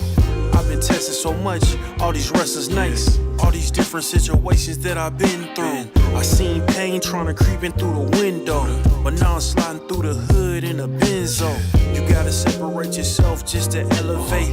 I keep some drink in my cup to see through the hate. Sometimes on the road to glory, you gotta press the brakes. I got a lesson plan for all my past mistakes. I swear I'm proud of all my best and my worst days. Proud of all my feet when I touch the ground. Front of 8 at Beijing, man, they know the sound. I know I made mistakes, but my mama proud. Fans scream my lyrics out in the background. They ain't know me then, but I'm hot now. They say life's a gamble, you gotta roll the dice. I risked a lot of different things just to live this life. Life down bad, you gotta pay the price. I've been through hell and back just to live this life. They say life's a gamble, you gotta roll the dice. I risked a lot of different things just to live this life. When you down bad, you gotta pay the price. I've been through hell and back just to live this life. I'm faced with a lot of different choices these days. Do a rock and roll Lex account of Blueface. The whole world know my name off a mixtape. I still got the same brothers since 6th grade. G-Wagon red seats, we on Biscayne. Trips to the Florida Keys, we imported these. Thanking God for the life he afforded me. All this jewelry on my body, I could light the hood. I need a brown skinned chick just like Megan Good. Holding up every promise that I ever made. Music in the background, it's a serenade. Been rapping 10 years, boy, this ain't a phase. I paid dues, paid rent, and I stayed the same. I had teardrops running down my face. I've been through a lot, I had real pain. But thank God, cause we really on a better days. They say life's a gamble, you gotta roll the dice. I risked a lot of different things just to live this life. Life down bad, you gotta pay the price. I've been through hell and back just to live this life. They say life's a gamble, you gotta roll the dice. I risked a lot of different things just to live this life. When you down bad, you gotta pay the price. I've been through hell and back just to live this life. What's a life without sacrifice? Sometimes you gotta thank God and just roll the dice. Pacino.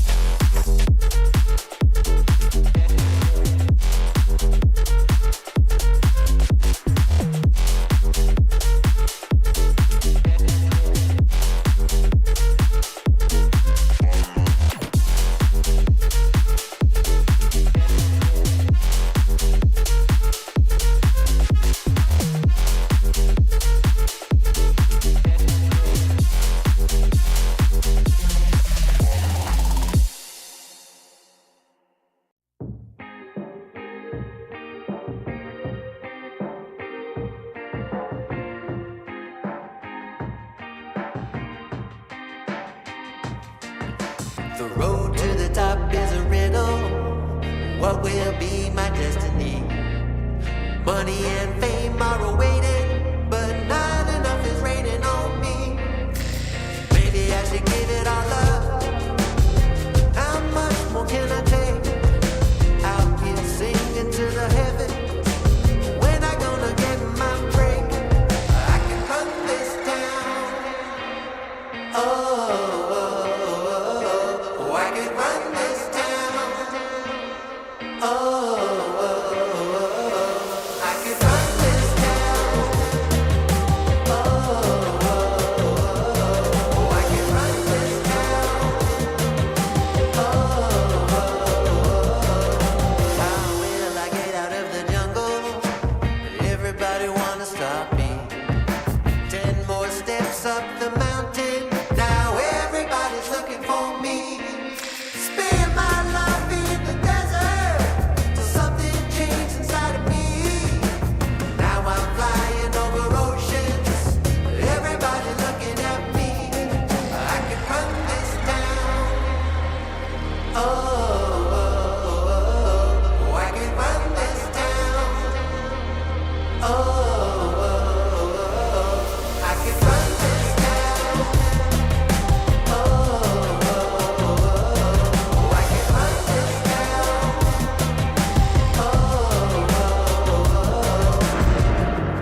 Full power, get louder. I'ma get stronger, just watch me. Full power, get louder. I'ma get stronger, just watch me. Every hour, no doubter. Gonna hear my song, just watch me. Every hour, no doubter. I can run this town. Somebody give me the key. Oh, I can run this town. Oh, I can run this town. No more doubt about me. Oh, I can run this town.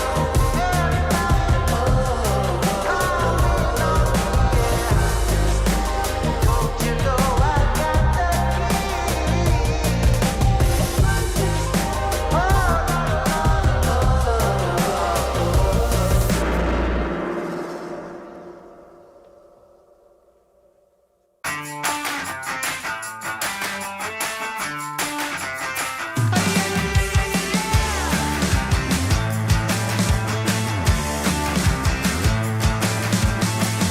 Get up on your feet, this is a shakedown.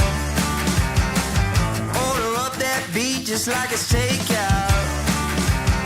Show me you got soul inside those new shoes. And you can rock and roll with an attitude. So good, so fresh, just the way you like it. Just the way you like it. So good, so fresh. You're the new MC, you got the remix. Keep it on repeat, just let the beat kick. Everywhere you go, you bring the roof down. Everybody knows you got your own sound. So good, so fresh, just the way you like it. Just the way you like it. So good, so fresh. Yeah, you like it, the way you like it. Oh, yeah, you like it, the way you like it now. Yeah, you like it, the way you like it. Oh, so good, so fresh. Get up on your feet.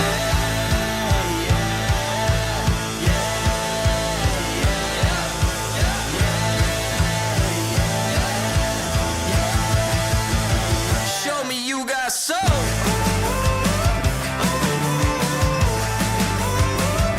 Just the way you like it. So good, so fresh.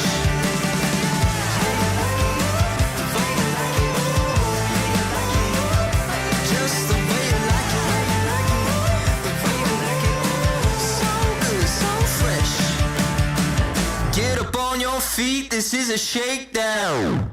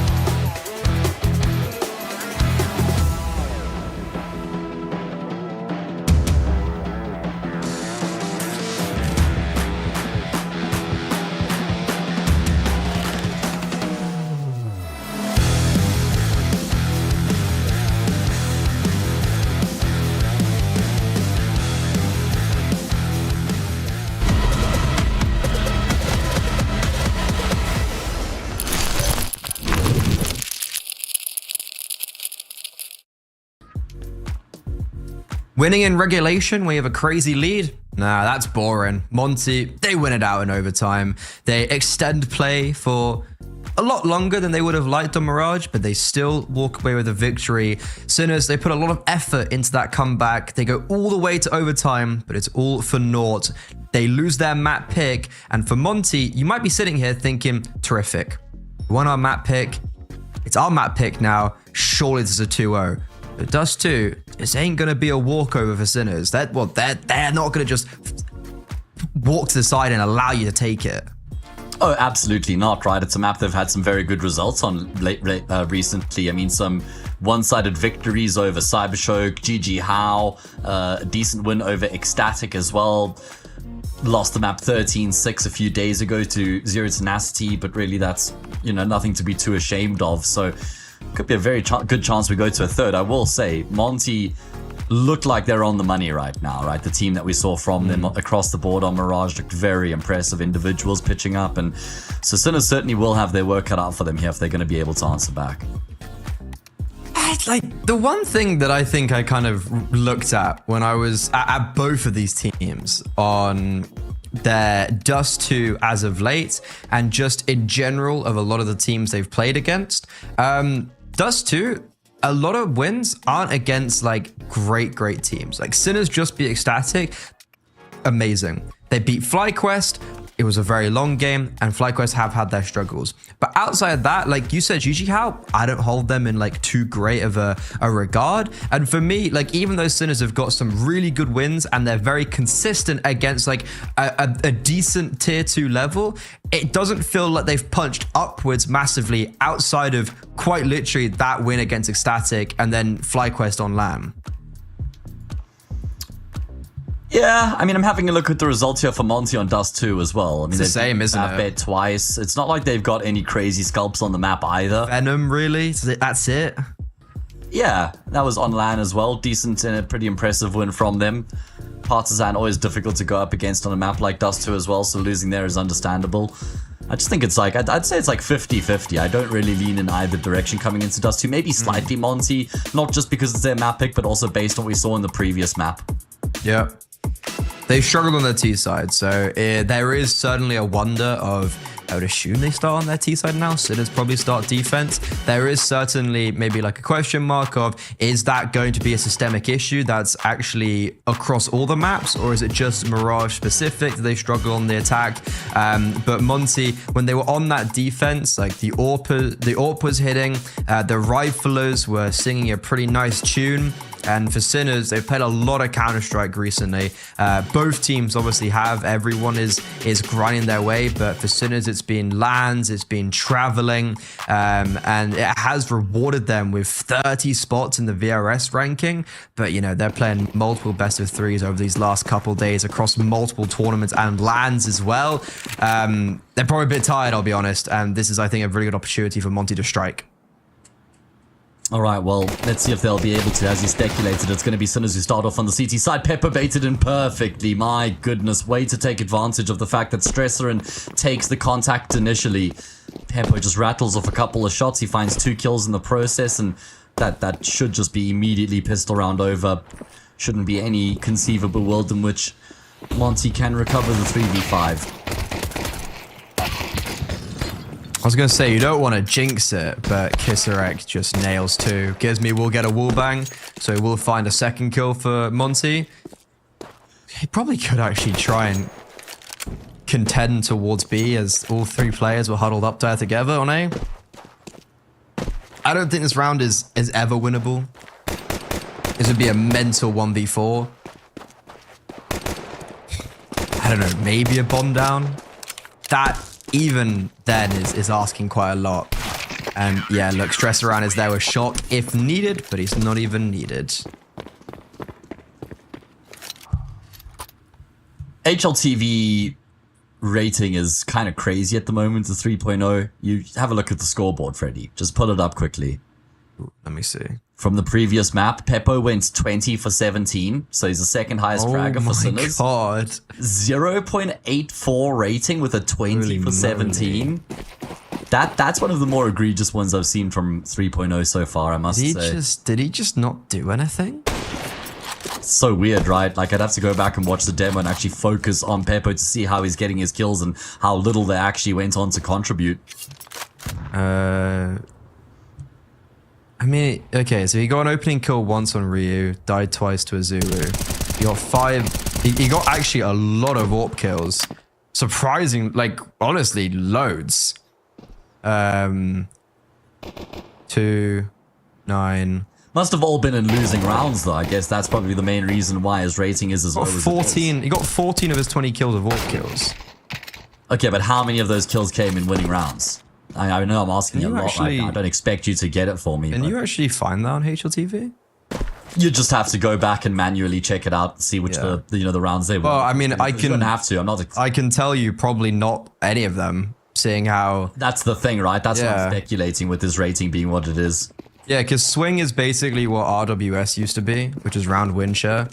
And when it's like being minus 3% there is actually really bad. So Peppo, bit of low impact. I mean, like at the end, right, gets 2 up kills and a failed 1v3. So it's unfortunate, but that's not going to help round swing. Regardless, though, this was just an eco round for Monte. A bomb down is a possibility, but B-Stick doubling back towards this. Oh, never mind. That's a timing and a half. Bomb actually is probably going to get planted now. That's actually really big for Monte. Oh. Unlucky. Kisarek and B-Stick will combine to finish off the job against the Eco. Sinners get themselves that 2-0 start. Afro doubling down on the scout. Peppo gonna have the big brother, the AWP at his disposal, giving him a big advantage in that head-to-head fight.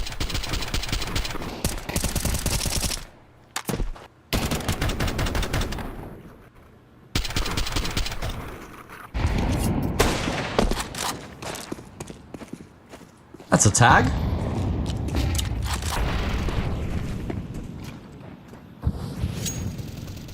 So it's a nice start. No bomb down for Monte in the previous, but hey, they still have the full up here as they didn't really invest. It was just an eco. Stresser, he got tagged, but he actually gets his first kill of the map. Straight spam onto Gizme. A bit of a head scratcher, a bit of a tilter maybe for the IGL, but it's Sinners. A very comfy man advantage to begin Dust 2, and now they can just hunker down and go into their shell.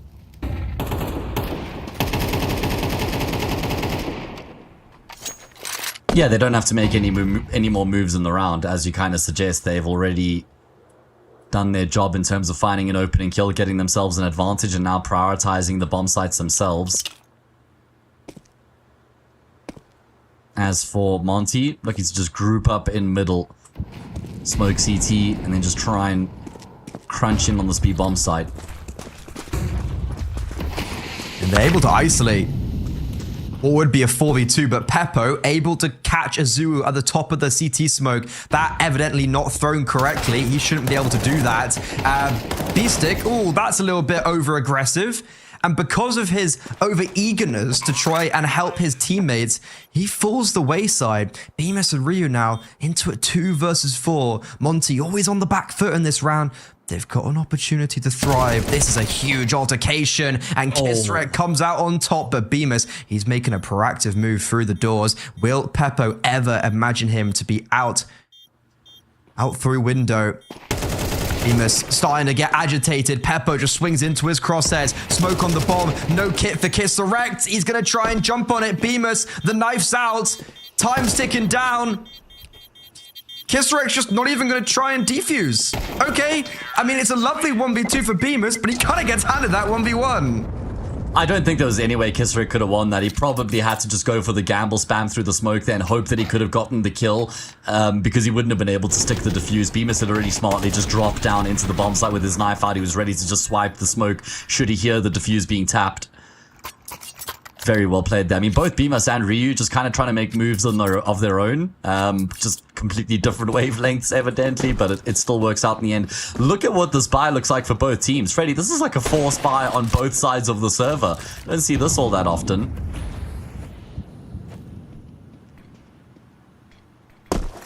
Yeah, it's actually quite a funny purchase. So everyone dies, obviously. No one had any money to work with. This is... Yes. Bit mental. Very similar round, actually. Like we're seeing the same flashes, same piece of utility, same space being taken by Monte. This time, however, they haven't lost a player early. I speak and it happens. Okay, the force buy... Don't blame you for not knowing which side that is. The force buy for the CT side... Shock actually doubles down with the FAMAS. Azuru and Gizmi. God save the king no more.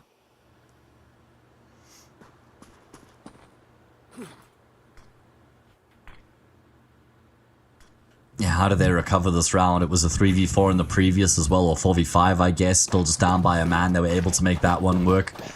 Can they make this one work as well? Just clustered together, making their way in towards A.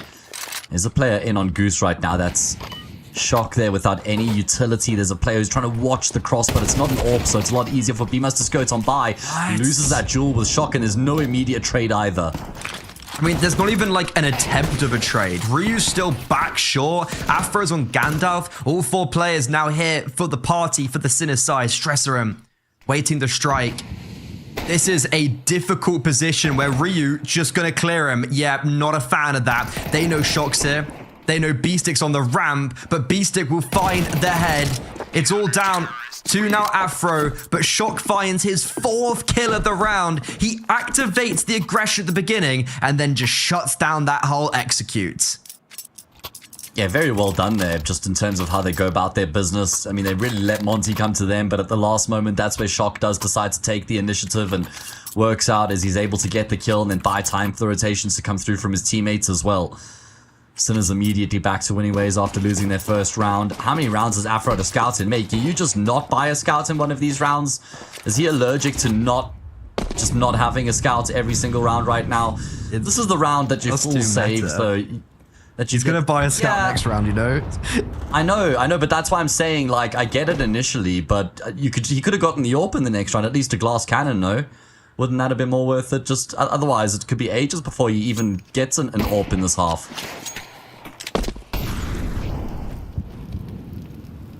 Yeah, the whole point is to do, like, get kills in this round through the scout, because even if you're investing, what, 1,700, and you get 2 kills, and it's something to do with the scout, right? It actually makes it worthwhile. And he's doing so much damage. Shock on 6, Kirstrek 31, Peppo 50. Shock should be dead, by the way. I don't know what happened, but he got hit by like for 50 on the jump peak. So many players have been damaged. And unfortunately, I don't know if it's really going to matter. Another one. 4 players have been hit by this scout. It's actually traded hands. It's now in Azuru's. And this is when the damage starts to matter. The Glocks are activating. Bomb looking to be planted. Stresser and Dinked. Everyone's low. Azuru's got the scout, but unfortunately can't even fire a single bullet. And there you see the value from the scout. And oh my god, it could have been a round win. Just look at the HP. Yeah, I mean, it certainly does come very close on that occasion, but I don't think it's convinced me that you should just be buying the scout no matter what the round is, every single round on the T side of Dust. I think there's still a time and a place. Either way, he has now got an AWP dropped across to him by Azuru, so all's well and ends well at the end of the day, actually. Does have the big green afforded to him. And they got the 2 kills. Can they take advantage of that, though, by winning this round here? Because that's really all that matters. I mean, if you don't get the round after doing all the economic damage, it's basically just inconsequential at that point.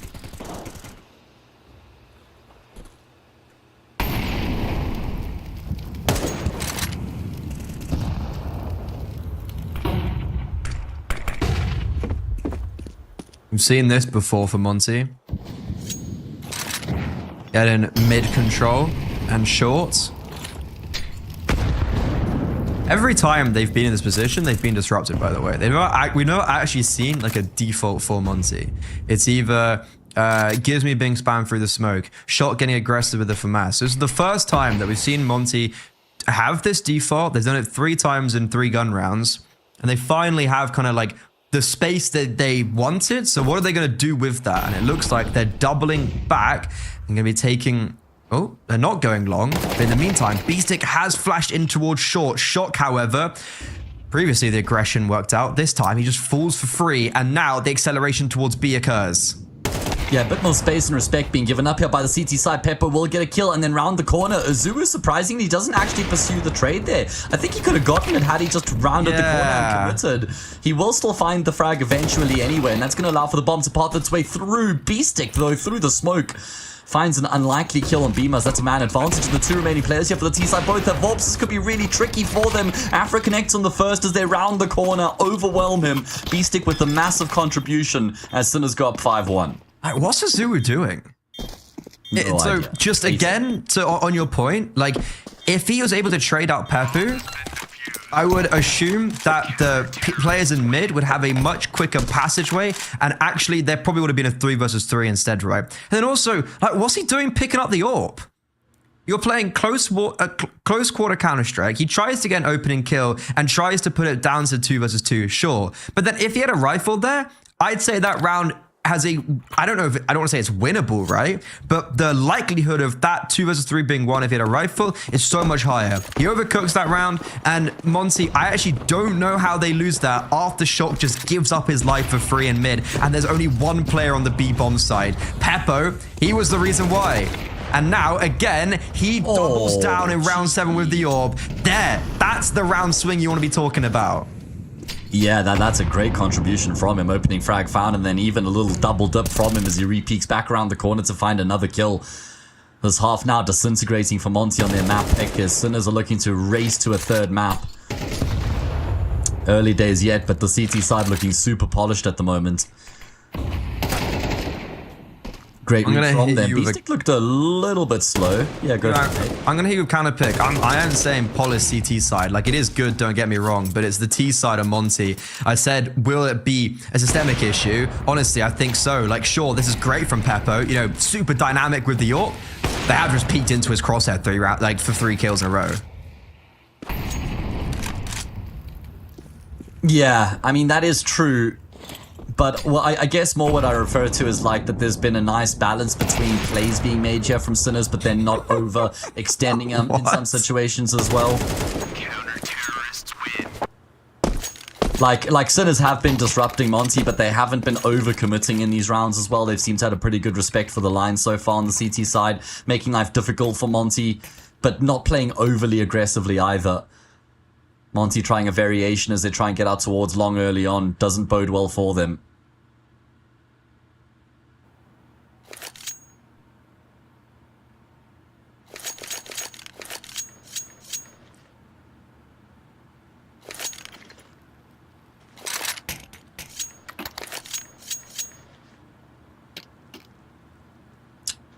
Gonna have to be a half buy here for Monte. Where's that scout, Afro? I know you're gonna. Come on. He's gonna do it. You can see 3.1k. Ooh. He's definitely gonna, because Gizmi or Bemis will just drop him an AWP in the next. Surely, right? You know he's 100%. He wants to dip in. He wants to do it. Yeah, man. No way. Wow. Oh, this is the moment he doesn't? Yeah, womp womp. Yeah. I mean, a tactical pause, which we're not gonna, well, we shouldn't see the results instantly. I don't suspect this round on what is a half buy that Monte's tactical pause was used for.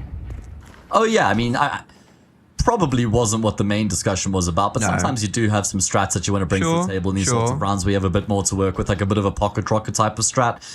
Max round loss bonus means they've got extra utility and upgraded pistols, been able to scale quite far forward. Yeah. It's just now the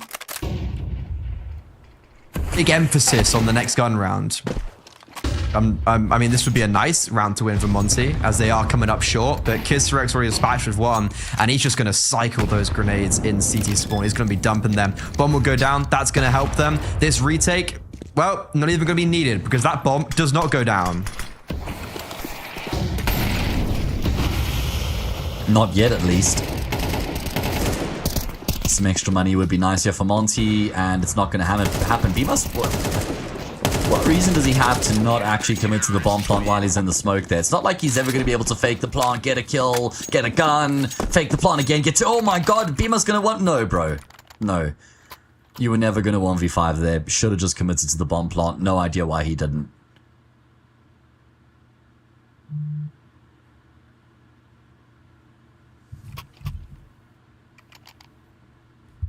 Okay, so this is the round that I was talking about that has the importance. They took the tactical pause, and it kind of all now lives and dies with round 9. This is where they should start putting pen to paper.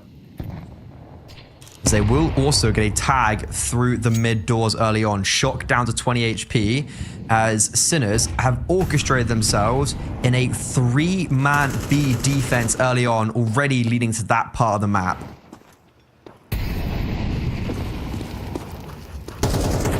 I mean, this is just straight up a must-win round for Monte. No two ways about it. Lose this and it's probably just going to be too far gone at that point. What do they revert back to? Able to get themselves cat control now heading in towards short. Peppo's in quite a brave position because if you get flashed off, it's not like you can just immediately jump back to safety, especially if the T's pursue you.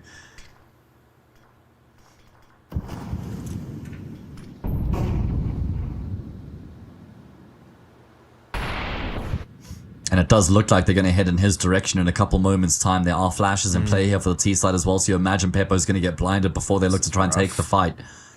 He should be dead. And then there's just nobody left after him. He's the last line of the defense and the first. What? Okay, he doesn't get away. Gizmy does trade just about. He's still able to get one in that very advanced position, but if he was a little bit more reserved, he'd probably still kicking and fighting. This bomb wouldn't be so easy to plant. Gizmy taps in those digits. What a nade. Both Gizmy and Azur, about 80 HP in total, but it's Ryu from the flank. A late lurk through the mid doors, and they are just completely blindsided. It's a simple round for Monte, and Sinners, it's just the wrong call. They had 3 players on B, and Peppo dies early on A as the only defender. Yeah, I guess Sinners trying to be one step ahead of their opponents, thinking that Monte have had a lot of misfortune over towards the A bomb site, so maybe this would be the round that they attempt something different. But Monte just stubborn and persistent with A. Peppo goes down, and everything just falls neatly into place from there for Monte as they're able to double up their round count, but there has to be a whole lot more where that came from. Win this round here, then we could start to have a bit of a dialogue at that point. Maybe a conversation to be had.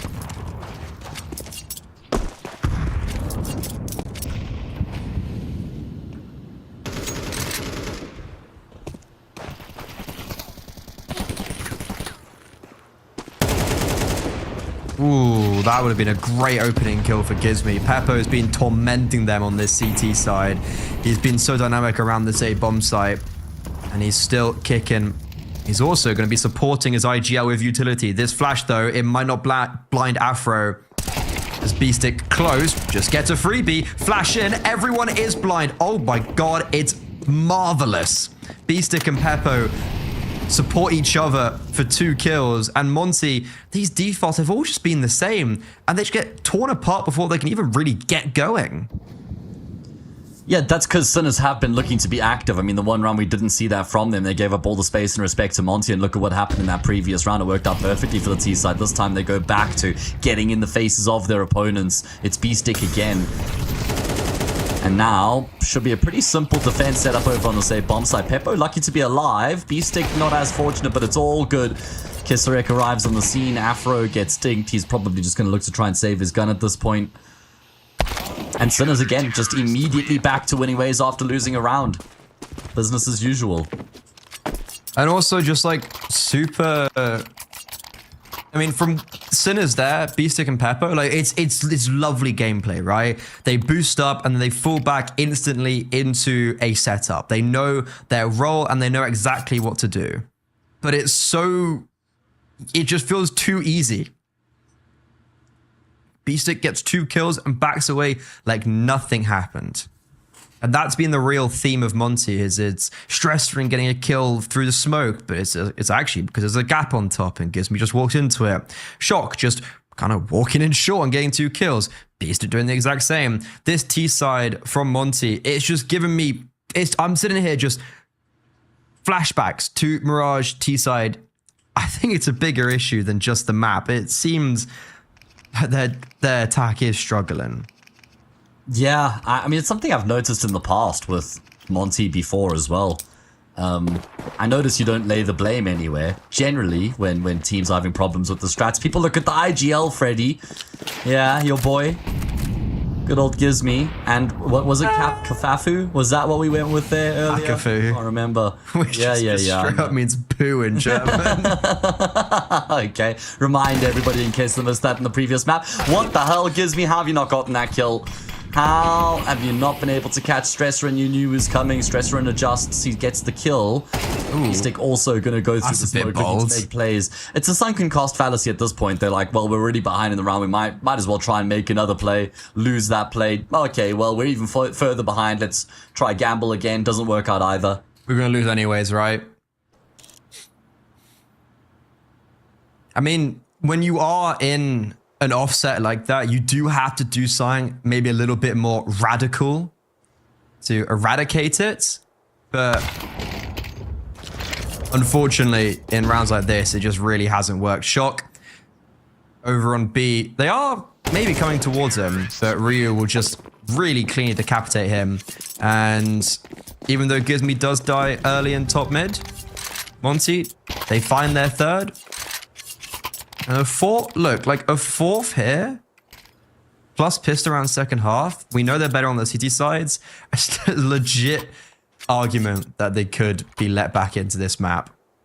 Yeah, I'm willing to have a conversation if they can make it 8-4 here in the half. And there's a very good chance they should be able to as well, considering what weapons Sinners have to work with coming into this one.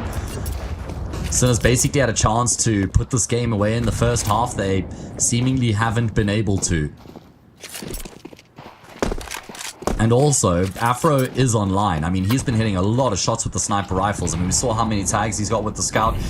You imagine he's going to be a very difficult player to go up against that second half when he's on the CT side with the AWP, right? They just got to get to a point where they're still in the game and they're able to get Afro his AWP. That'll be the main objective in the early stages of the second half.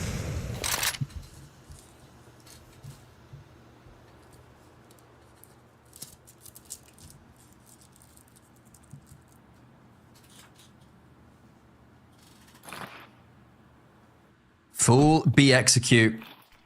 Kisserect. This ain't gonna be easy. This scout.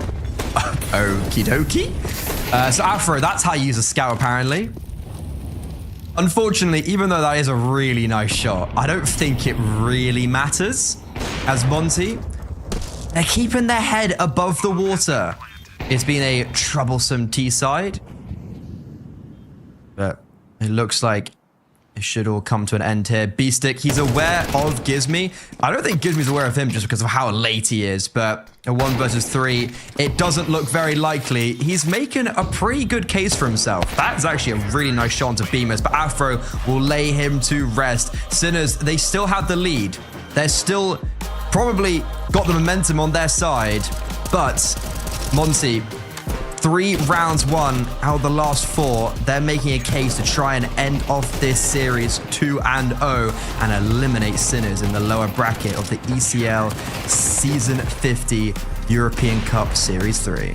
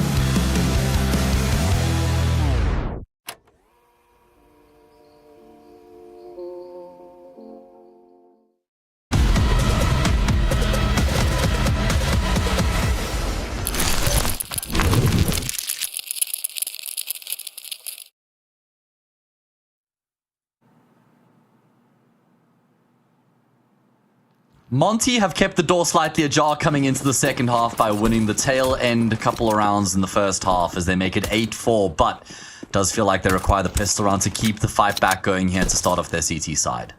Yeah, the door's open on conditions. Pistol round and most likely the first gun round. It's a very rough T side, but 3 out of the last 4 rounds in the half makes it on face value not even look too bad. It's their map pick for a reason. Time to show it on the defense. Time to show it on this B hold. Azuu, Ryu, they need to step up massively. Azuu takes first contact. Ryu, though, they're just running into his crosshair, and he is mowing them down just in time for Afro to come in on the flank, which was already being activated before the execute even happened. Beestick, though, I don't think he's going to win this round. He gets the bomb down. So that in itself is already success for Sinners, considering how poorly this was all starting. I do like the reposition here from Afro just to make sure he doesn't get isolated while trying to come through from the tunnels. They're just going to combine 1 through the window, 2 through the doors. The player through window takes first contact, and then the trade found immediately afterwards. Nice quick movements made there from Afro with his flank initially and then doubling back to join up with his teammates. Great effort from Ryu there. I mean, he was the guy kind of got baited in initially. Then Azuu didn't really contribute, right? He wasn't able to get a kill, but Ryu makes up for that by getting 3 of his own. Meant that Monte always had the man advantage in the retake. Then Afro was very quickly there. So good work. There's that first objective now checked off your list, right?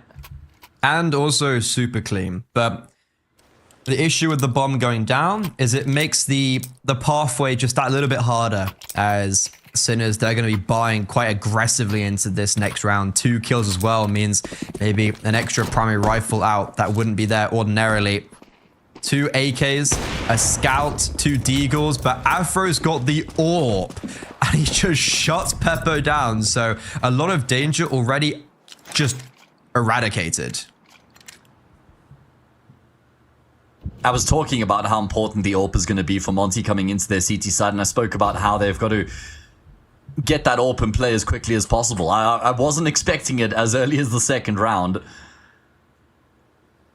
And Sinner's already made privy to that AWP's presence as well.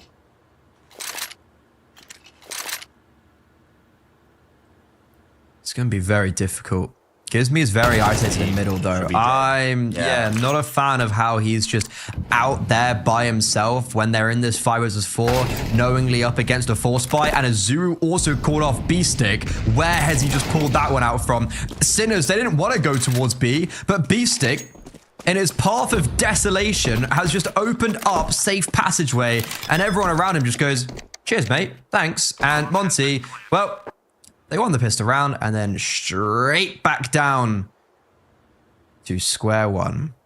Yeah, Beestick just gets one-on-one gunfights offered up to him, and he says, don't mind if I do. Like you say, Gizmi's position where he can't fall back, he can't try and play off of utility or a teammate. It's just all in on that play. I mean, even if it's like Tech 9s on the other side, it's just not a great position to set yourself up in the sort of a round. He goes down. Azuu, I guess, wants to try and be proactive and hope that maybe being out in the open could catch maybe Beestick off guard, but Beestick looking so sharp with it that he's able to just adjust while he moves his way forward. Really good counter-strafing from Beestick.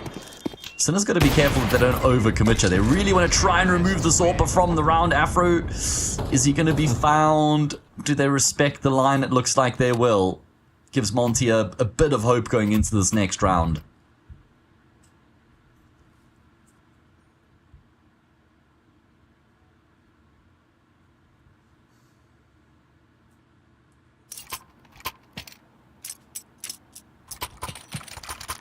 Okay, so even though Afro got the opening kill in the last round, that wasn't enough.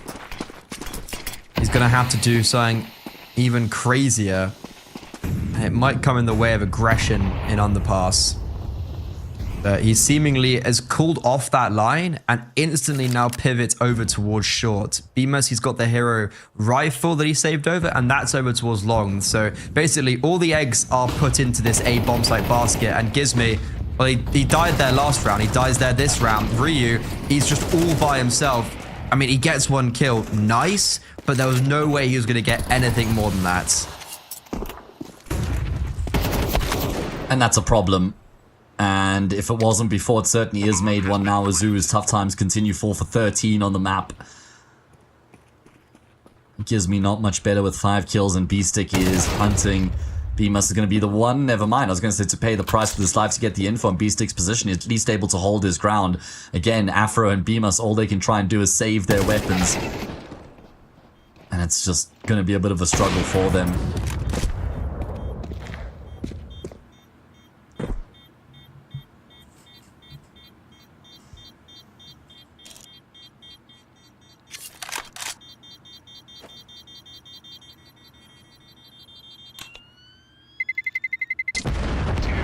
I mean, hey, at least the AWP survives. Have I spoken too soon? Yes, I have. Peppo takes it out and even picks it up for himself. An expensive round for Sinners, but one that they are more than happy to bleed out. They hit double digits. Monte, their bank account gets broken. Peppo gets a free AWP. It looks like Ancient is our destiny.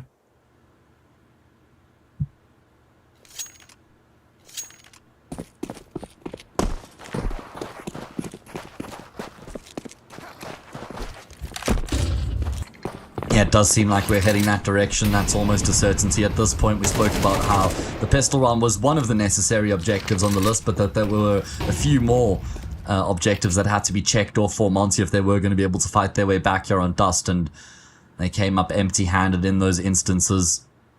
Shock now just shift walking out. It's only Gizmi with the USP around the corner. Nice and easy kill for him. And this has got 11-5 written all over it. Not the first time that Sinners have been up 11-5 though, need I remind anybody?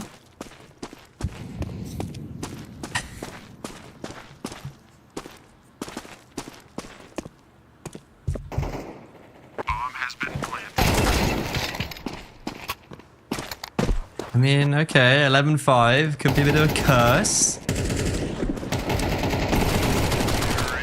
The thing is, Sinners are just playing far too well for me to... I mean, that's what I thought about Monte when they started losing. Afro will have an AWP out. Afro will have the big green. But he's been trying his damnedest. Yeah, he hasn't been the problem. Yeah, I was going to say, like, he has the More AWP. from Azuu, need more from Gizmi. I suppose the AWP coming out, though, it's not like he's not pulling his weight. It's more so the fact that that's a necessity because he is pulling his weight and he needs to continue. But it looks like Sinners, dude, are they just going to go straight up onto the B bomb site? Even though Peppo hasn't found an opening kill, yeah, they're going. I like this option a lot, especially when you're ahead 11-5. Just go for the big gamble. Egg Rio able to drop a second frag found. That's the key kill that should actually solidify the round. As I said, that though, he's lost Azuu. He's just got his USP to rely on at this point. He should go down. How is he not dead yet? Just buying a lot of time. And yeah, it was inevitable that he would eventually lose his life. Man advantage now for Monte on the retake. Courtesy of Ryu. Retake hasn't happened just yet because Stresserin doesn't feel safe to get that bomb planted. A mollo from Peppo should allow it, but no, continuing with this tap. I'm not a fan of this. Bomb should have gone down a long time ago. Now, finally, it will, but the retake is already here now. Util's being dumped in. Stresserin blinded in the mollo. Peppo, get your AWP out. Finally does. He does get one kill for it, so it makes it a little bit more costly. Monte, though, on to 6, and... how did the T-side comeback, or sorry, the CT side comeback start for Sinners on Mirage? When Monte were just going super direct, I guess, on their T side. Not with like uninspiring rounds. Yeah, it was a B rush as well, right? When they rushed the B bomb side. They did it twice in a row, actually. Yeah? And you said, right here, Sinners, when they've got the rounds to play with, they may as well try something gimmicky like this. That's maybe what Monte thought. And then it was overtime. Food for thought, I wonder. Don't just continue to do it round and round out after that, right? Like, it's fine to attempt it once, but then notice now how Sinners immediately revert back to the more reliable kind of options because the gimmick didn't work. You don't try and run the gimmick back again and again.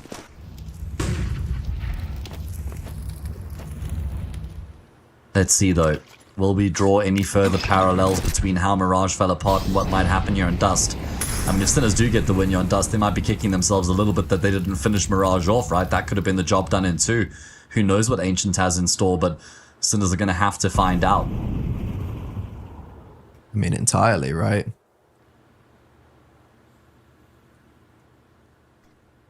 Afro with the AWP. He wants this opening kill, and I think he's going to be given it. B-Stick crouching under his crosshair, but Afro, he inched his way forward just a little bit, And that was the reason why he saw the head. So it was supposed to be a triple swing maybe with Peppo as well on the orb. But now Afro has been able to fall back. And because of that, another falls the wayside. He's still kicking and thriving, but his teammates are falling down. Kisserect is literally on the other side of this wall. Afro's done so much work, but how is all his riflers dying? Peppo's got the bomb, and he just tucked tail and run towards the B bomb site because they've killed everyone over there. They know Bemis is the long player, and Kisserect also just holding down the fort and still rocking those heads. Afro doesn't realize the bomb's on B. It's been planted, so it's given the game away. But what more can you do? 2 kills with the orb, saves a day, and then everyone around him dies. But Kisserect with 4 kills sits mighty on his throne. That's like one of those hero movies, like those war movies where one person just has to, you know, they're all by themselves, they don't have any support, and they have this like impossible mission. Kisserect just finds ways not only to stay alive, but he continues to get kills. Huge quad kill coming through from him, massive impact, fantastic value. Isolating the jewels, making some great decisions, slowing down his pace in the round, and also a great read, as you had suggested, that they knew Bemis was the long player, and they knew that Afro was on ramp, so just immediately recognizing that that B bomb site must have been vacant and taking full advantage. 6 chances now to finish off the job.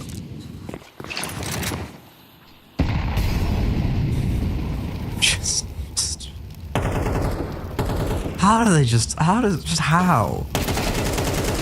Oh, they get burnt by the Mollo. Kisserect. Man, this guy is possessed.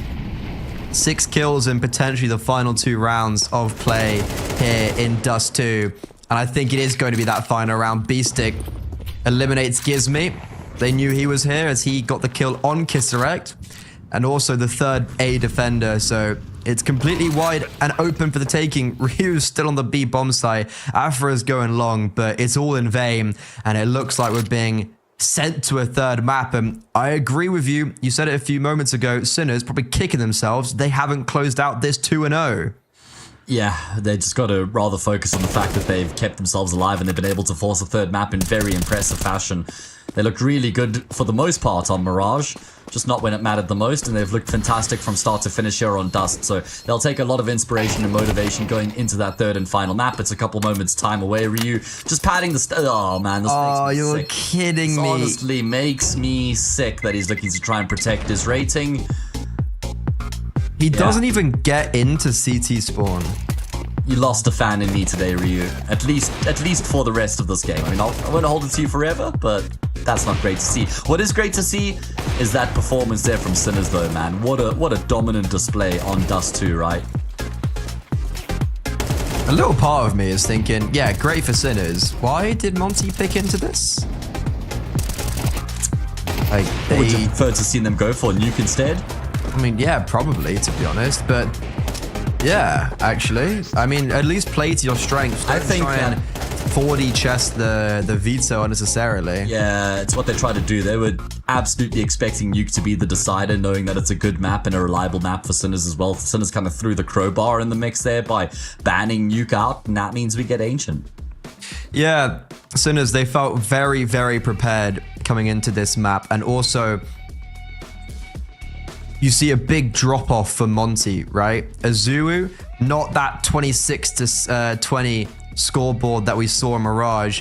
And for the likes of Peppo, Kisserect, they were getting way more impact and way more buck for their dollar. That was really impressive from Sinners. And we go to a third. Gotta remind you guys, this is an elimination game. Whoever loses this is out for the count. Whoever wins this, though, goes up and plays against Partisan tomorrow. By no means an easy game either. And whoever goes through and potentially continues this lower bracket run, they will be contending for a spot in ESL Pro League next season. Monte, they fall out on their map pick. Are they able to collect themselves on Ancient, or will Sinners complete the reverse sweep?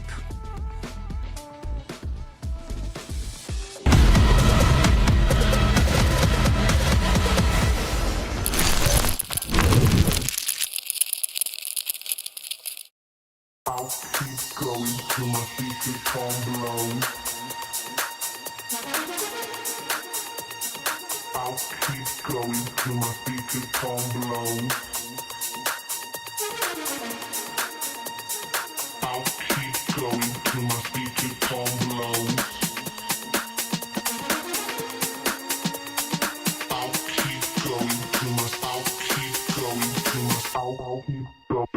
my speaker come. I'll keep going till my speaker come low. I'll keep going till my speaker come low. I'll keep going till my speaker come low.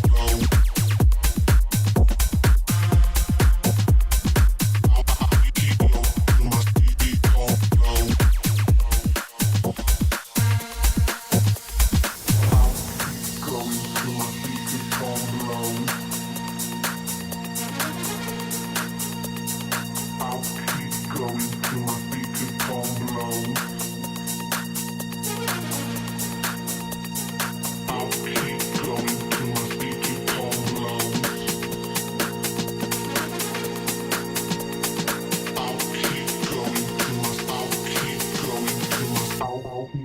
Going till my speaker come low. I'll keep going till my speaker come low. I'll keep going till my speaker come low. I'll keep going till my till my speaker come. I'll keep going till my speaker come low. I'll keep going till my speaker come low. I'll keep going till my speaker come low.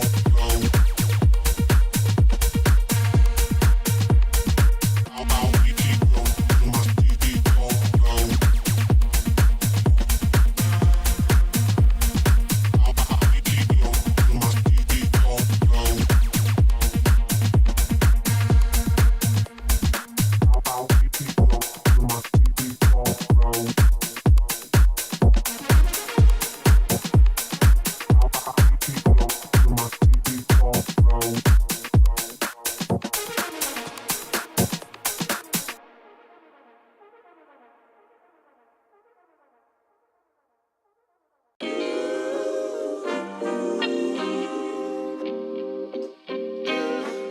Sometimes you gotta pray for a victory. Yeah, I'm overzealous when I'm thinking about the cash flow. I never had no handouts, just came natural. I've been testing so much, all these wrestlers nice. All these different situations that I've been through. I seen pain trying to creep in through the window, but now I'm sliding through the hood in a benzo. You gotta separate yourself just to elevate. I keep some drink in my cup to see through the hate. Sometimes on the road to glory, you gotta press the brakes. I got a lesson plan for all my past mistakes. I swear I'm proud of all my best and my worst days. Proud of all my feet when I touch the ground. Front of 8 at Beijing, man, they know the sound. I know I made mistakes, but my mama proud. Fans scream my lyrics out in the background. They ain't know me then, but I'm hot now.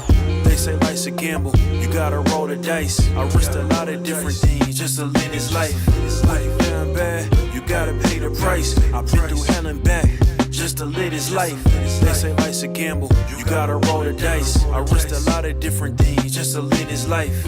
When you down bad, you gotta pay the price. I've been through hell and back just to live this life. I'm faced with a lot of different choices these days. Do a rock and roll Lex account of Blueface. The whole world know my name off a mixtape. I still got the same brothers since 6th grade.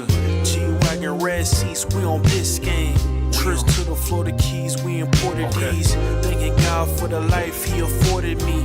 All this jewelry on my body, I could light the hood. I need a brown skinned chick just like Megan Good. Holding up every promise that I ever made. Music in the background, it's a serenade. Been rapping 10 years, boy, this ain't a phase. I paid dues, paid rent, and I stayed the same. I had teardrops running down my face. I've been through a lot, I had real pain. But thank God, cause we really on a better days. They say life's a gamble, you gotta roll the dice. I risked a lot of different things just to live this life.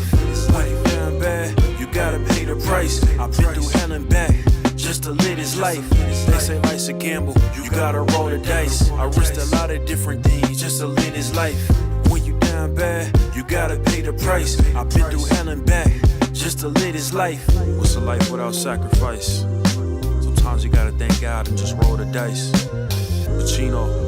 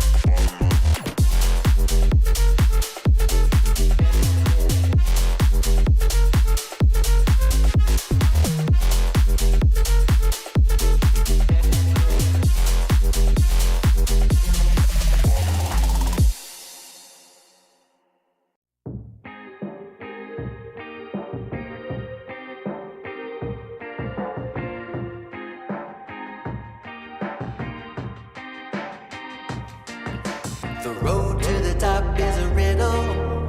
What will be my destiny? Money and fame are awaiting, but not enough is raining on me. Maybe I should give it all up.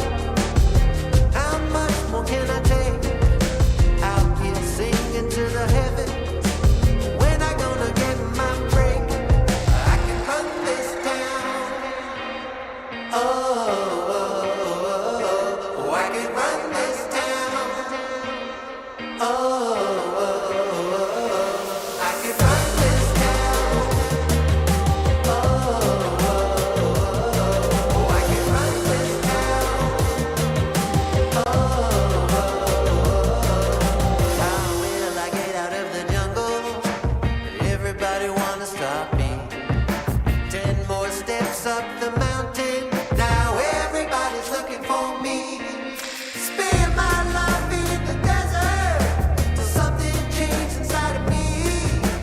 Now I'm flying over oceans. Everybody looking at me. I can run this town. Oh,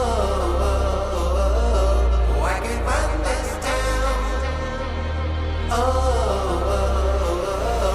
I can run this town. Oh, I can run this town.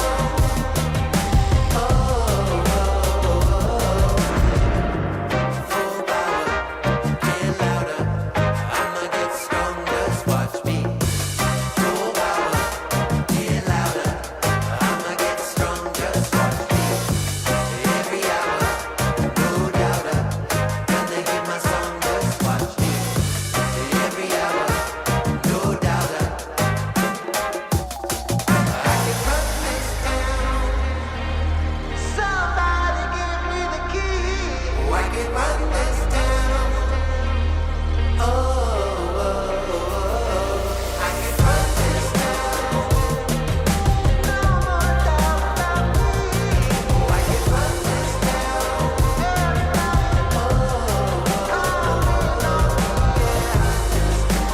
Don't you know I got the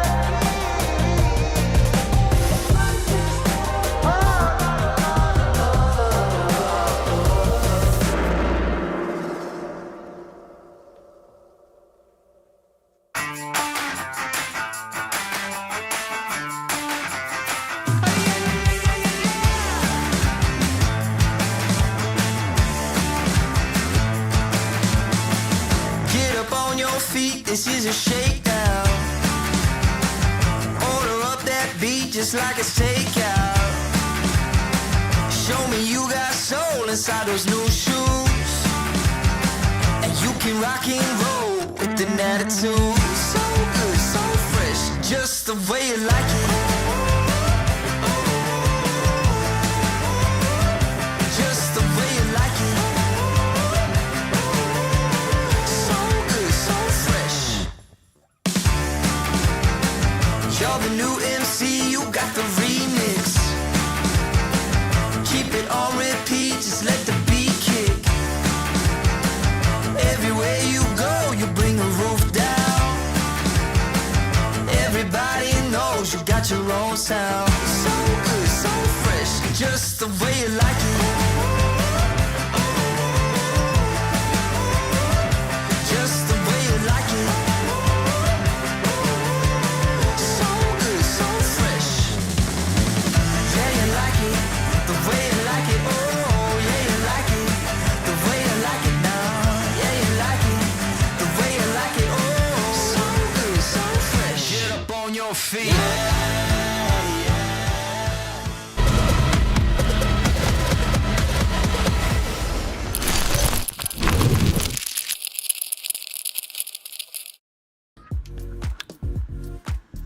A third map required here between Sinners and Monte. Both teams able to win on each other's picks. Monte having some tough times on Dust 2. They're going to hope that they're able to leave that in the past where it belongs.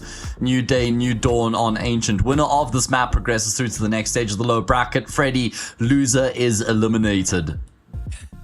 Welcome to Tier 2 Counter-Strike. Map picks are irrelevant. We're going to a decider, and currently a lot of that momentum, I think, falls in favor of Sinners, as Monte really just didn't pitch up to play on map 2. Sinners, definitely a conversation. They could have ended this off in 2-0 manner. And if it wasn't for Afro on Dust 2, I wouldn't like to see what that scoreline was. Gizmi and Azuu That's from true. the top of the scoreboard on map 1 to the bottom of the scoreboard by quite a mile, actually. A real drop-off from the Brits, actually, to be honest. And even with the way that they lost so ugly, right? Like that T side, they kind of saved face at the end of the half, winning 2 rounds, making it 8-4. Then they win the pistol to start off the second half, and you're thinking, okay, maybe there's something to work with. But then with the way they lost to the 4 spy, I was just like, what's even going on there, right? So massive disparity, like you say, between some of the players, between the 2 maps. But now we come to Ancients, and we find it quite interesting that we end up on Ancients as well, because I think Monte was certainly expecting Nuke to be the decider going into the second phase of the veto. Sinners were the one who decided to ban Nuke out instead. So we end up here, and it's still a middle ground of a map, but a map that neither team would be probably as confident on compared to Nuke. I just think it's just kind of crazy that we don't have Nuke in this veto, or, like, at all. That's just such a surprise.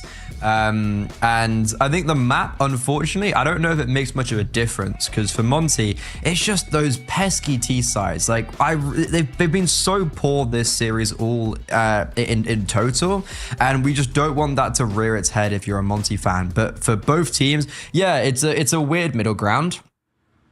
I don't think either team is too comfortable. The Sinners have got their most recent victory against Nime. That's a really legit victory to be getting, and this was not a map whatsoever that was used in Monte's journey in the Draculans finals, so it's not a map that they're happy to rely on in a veto. And this pistol round, it's all Sinners. Yeah, great work from them, winning the skirmish in towards middle initially and then shifting the focus in towards the B bomb side stressor, and will catch Ryu from behind. It's just Afro left, 1v4. Sinners looking to start off here on Ancient where they left off on Dust, and it's going to be an emphatic fashion. Afro is an absolute dead man, and eventually Pepper will be the one to get the job done. And I'm going to back Sinners to finish off the job from here. No, not just because they've won the pistol, guys, but for me, they've been the more impressive team over a longer period throughout the series compared to Monte. Monte just didn't pitch up on Dust, right? And Sinners, sure, they lost on Mirage, but it was a 13-11 loss, and there were a good couple moments on the map where it looked like they were in control. So for my money, they're looking like a better unit right now, and I think that they should get the win. Agreed. I think a big difference maker, though, is going to be the likes of Azuu. We saw how he can maybe live by the sword, die by the sword at times on Mirage. Well, on Dust 2, he just died by it. I was thinking the exact same thing, honestly. That's what I was going to say too. It's actually crazy. I just kind of forgot he was. Same with Gizmi. Like, they both. It's actually crazy how badly they both played on Inferno after both playing so well on Mirage. Oh, sorry, Dust 2. It's not like he didn't get his. Mirage. Yeah, and it's not like he didn't get his chances on Dust, right? Like, you got to think about that pistol round where he misses all his shots, and Ryu kind of saves it by finding a multi, and then the round straight afterwards where Zoo was just caught on ramp in the open going down there as well. Yeah. There were a number of moments. It's not like you can kind of chalk it up and say, yeah, but, you know, kind of just unfortunate.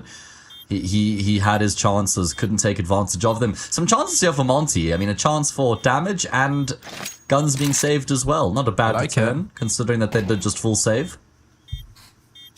I'm personally not again. Yeah, me likey. Where did that come from? Yeah, I'm not against it whatsoever. I think it's nice to see the 2 AKs being saved over. It gives me as well getting some value. I wonder if he can drop over an AWP now. Money's gonna be... Okay, well, if he was an AWP, he could buy a glass cannon. But yeah, my master's really far off. He can't buy an AWP. Well, he can, but he just probably shouldn't. Monte, loose pistol. That conversion, it almost gives you a little bit of hope, right? Like, oh, 2 kills, nice Gizmi, 2 AK saved. Like, oh, this is a step in the right direction. But is that actually going to be meaningful as we go into the real gun round? Well, that's what we're about to find out. Not going to have to wait much longer. Is there going to be a contest for mid here is the main question. It's the first question you ask on the CT side. Do we look to contest mid this round? No. Okay, then what are we looking to accomplish? And B-Stick will go down. Must have been the nade molly combo there. Yeah. Also, all the Zulu. Maybe, like, yeah, he gets that. Maybe even some wallbang damage as well? That's what I'm thinking, right? I don't think a nade and mollo would do 100 damage, but... No, it shouldn't. Hey, that's a crazy opening kill to get. I was going to say, they were ready in position. Afro was over towards Temple. Bemis was also over here. But Afro actually pushes back a little bit. Is playing retake. Now the confirmation that it is an A play. But never mind. Sorry. There's no retake about this. Afro, he is charging upwards. Peppo taps the bomb and just never anticipates Afro to be swinging behind default like that. Big nade from Stresserum is damage and it needs to be converted into actual kills. And unfortunately, that's not going to be possible as Monte. Now that is conviction. Yeah, great round, super convincing from them, and Shock on a big flank going to be caught out. I mean, obviously they'll start to be aware of the potential of a flank. Shock needed his teammates to stay alive for a lot longer there to try and enable him to be able to activate from that position.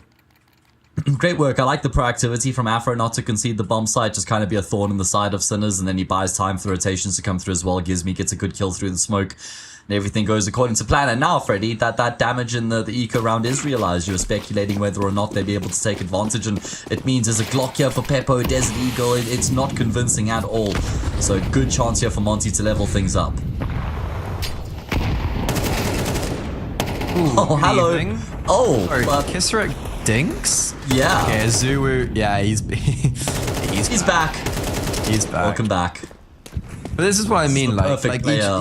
he just runs, he just goes, yeah, I'm not stopping. Peek, peek.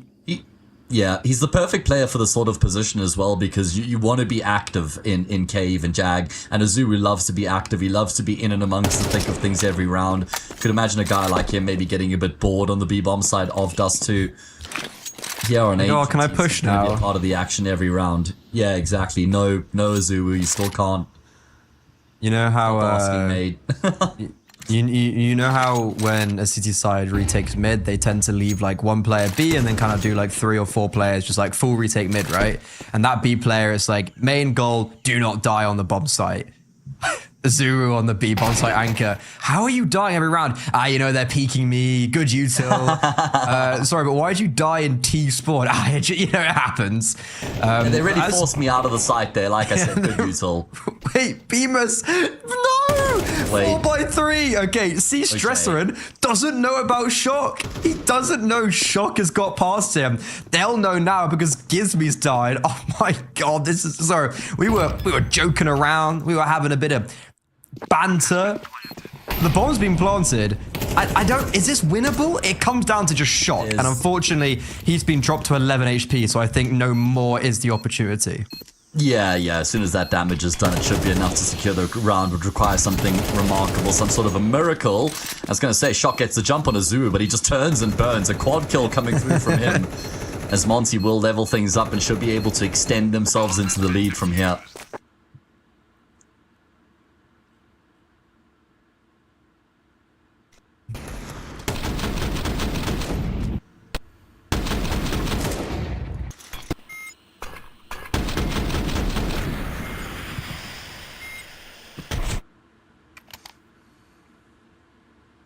Okay, bomb planted, but despite that, no real money for Sinners. Zuwu's getting all excited, bit giddy now. He's 6-2. Same with Gizmi. It's quite funny how they've gone from top to bottom to now top again. It makes no sense. An eco just kind of rush onto the A-bomb site. Bomb plant is the goal. And they might not get the plant, but yeah, okay, they're getting a few kills.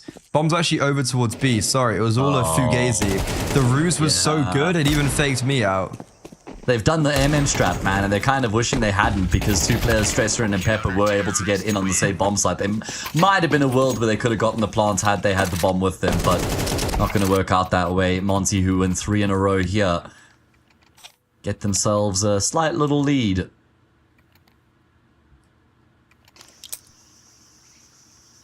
So much on the line here on the third map for both of these teams, right? Desperately fighting tooth and nail towards the end of the year here, Freddie. Not many opportunities to get some VRS points under your belt before the year concludes.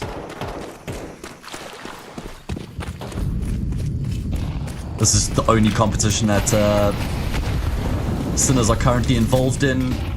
Monte, they're part of CCT EU Series 9, so like I said, not a huge amount to play for. Makes this even more important.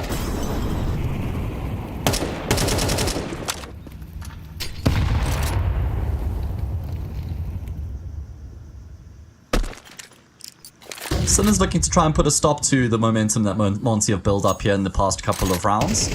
Been able to get themselves some decent control, but look at how much utility they've had to expend to get this control.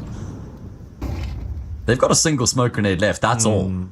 So they're going to probably rely on someone like Kisarek to get openers, which he was doing on the T side of Dust too.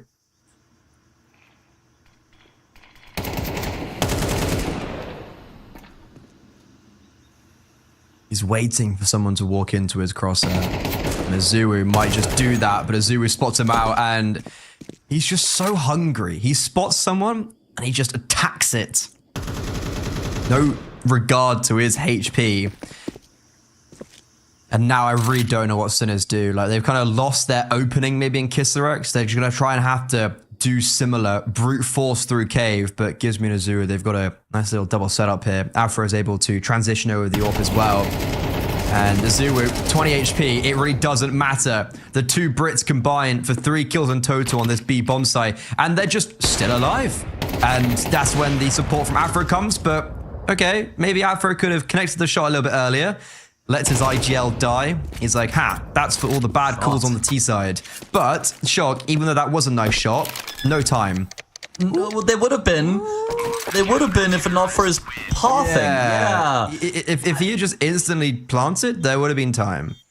And I get that he's thinking, well, I mean, if I plant out in the open, I'm probably dead. The thing is, mate, is that you don't stand a chance of winning the round if you plant safely. So you just have to take the risk at that point.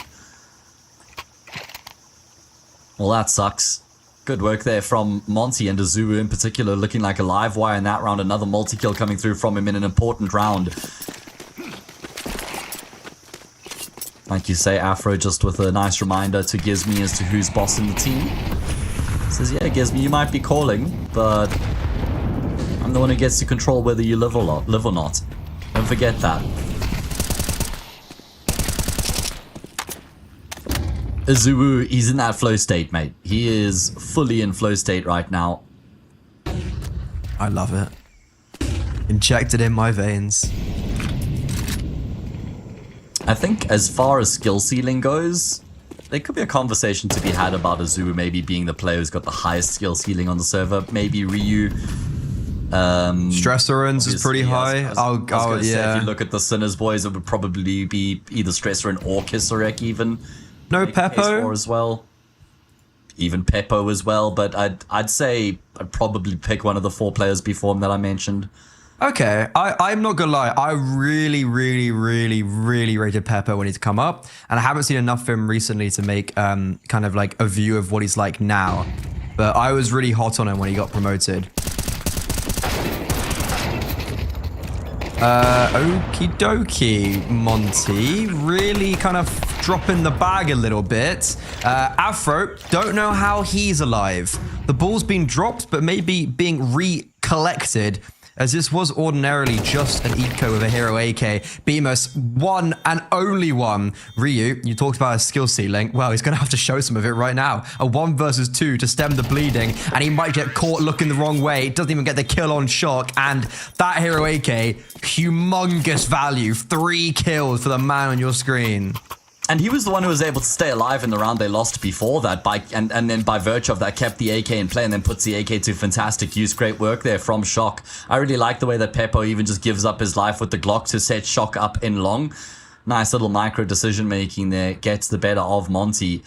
A round that should have made it a 5-2 scoreline leads instead to Sinners drawing within 1. At least enough money for Monte to reinvest though.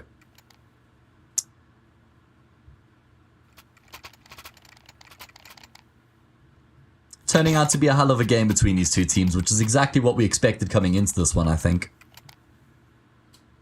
It's those other rounds, though, that are going to be a real difference maker. Monte, this was them set up for 5-2, them set up for a pretty decent CT side.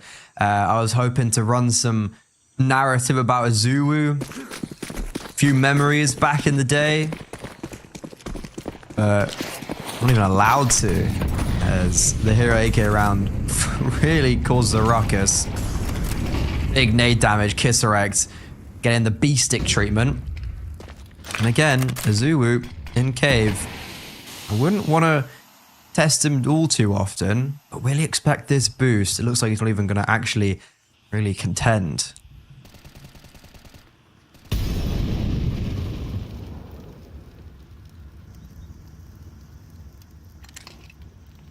Big moment here in the first half. Ryu is committed. Does B-Stick hard clear this position as he edges his way forward? Does his focus shift to Donut? That's part of the design of this position for Ryu, is as the T's come into his proximity, you expect him to be looking in towards Donut just like that.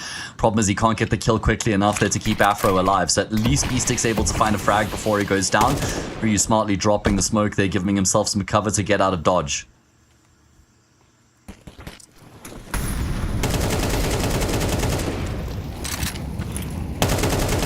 Sinners putting all their eggs on this B bomb type basket. But with Ryu rotating over, there's 3 defenders here now, and these smokes, they're going to start fading soon. So you're going to get a move on. Gives me first line of defense, owned, knocked down a peg. Ryu here to save the day. Azuwu still standing in cave though, and he's going to try and fight forward. That kill could just be the difference maker. Oh my god! What? How? The final bullet in the magazine. Ryu had already started strafe away, but one lone bullet. Oh my god! What? Oh my god! Shock kills himself. That is insane. Oh, he was trying to be so smooth. He was trying to be so clean with the movement, so suave.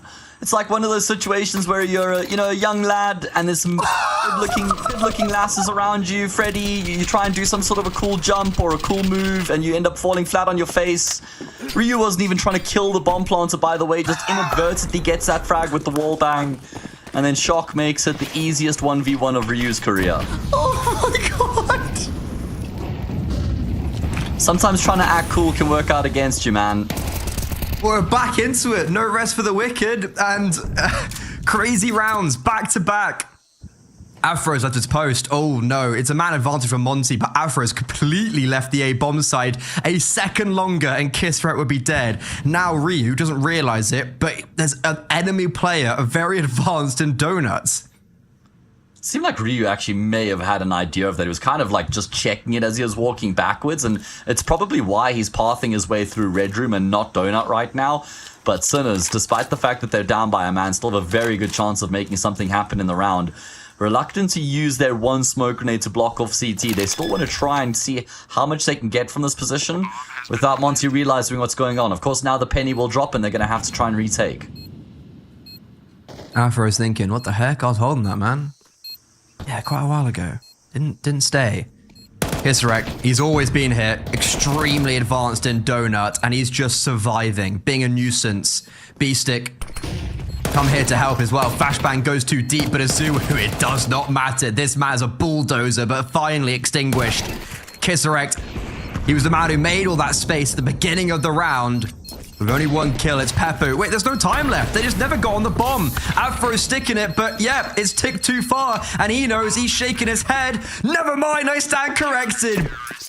These rounds are crazy, and with only milliseconds left on the clock, Monte double down. It was actually really good awareness there because Bemus is the one who doesn't have a kit, so it has to be Afro to try and jump on that defuse as quickly as possible, and he does just in the nick of time.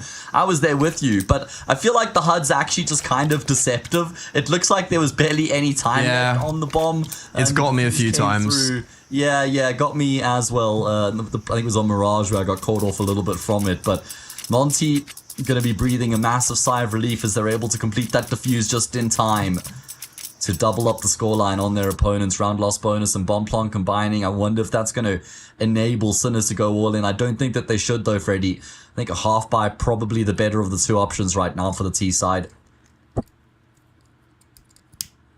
Sorry, I'm still kind of getting over that like nade. That nade still still recoiling a little bit.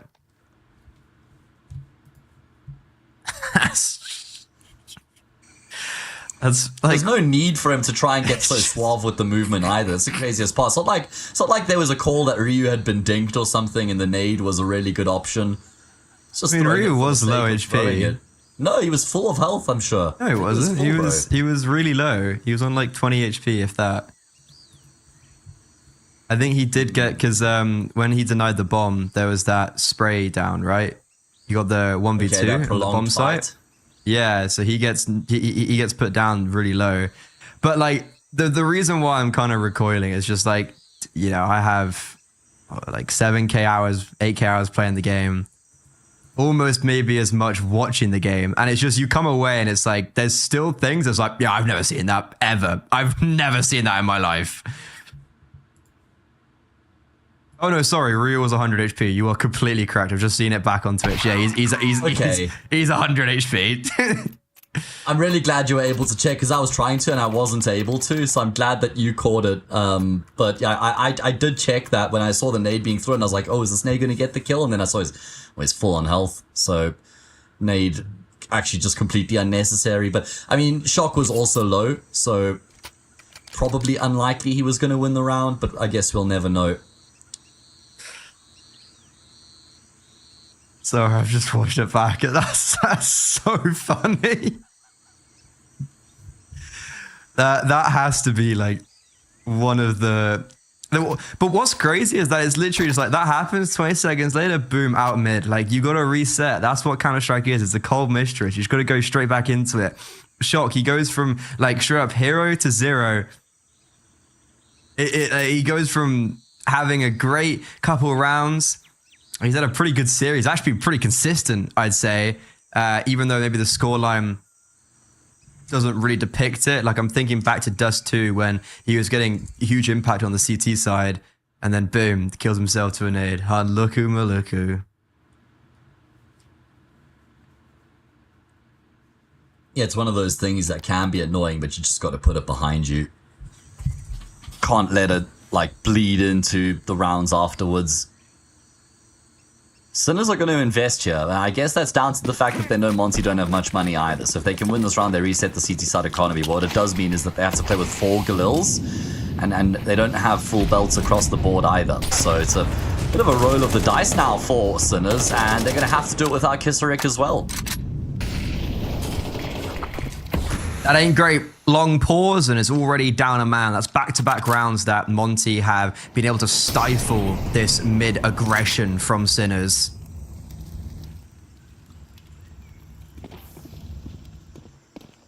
Ooh, Molo heard. Stress around, he's heard all of this. He's got the information and he hears them also maneuvering away. But it's a ruse. It's a fake. They're looking to re-execute back in towards middle and Shock from hero to zero to now hero again in towards middle. There's no nade in his back pocket to kill himself with this time. That is a phenomenal show of individualism and certainly makes up for killing himself in the 1v1.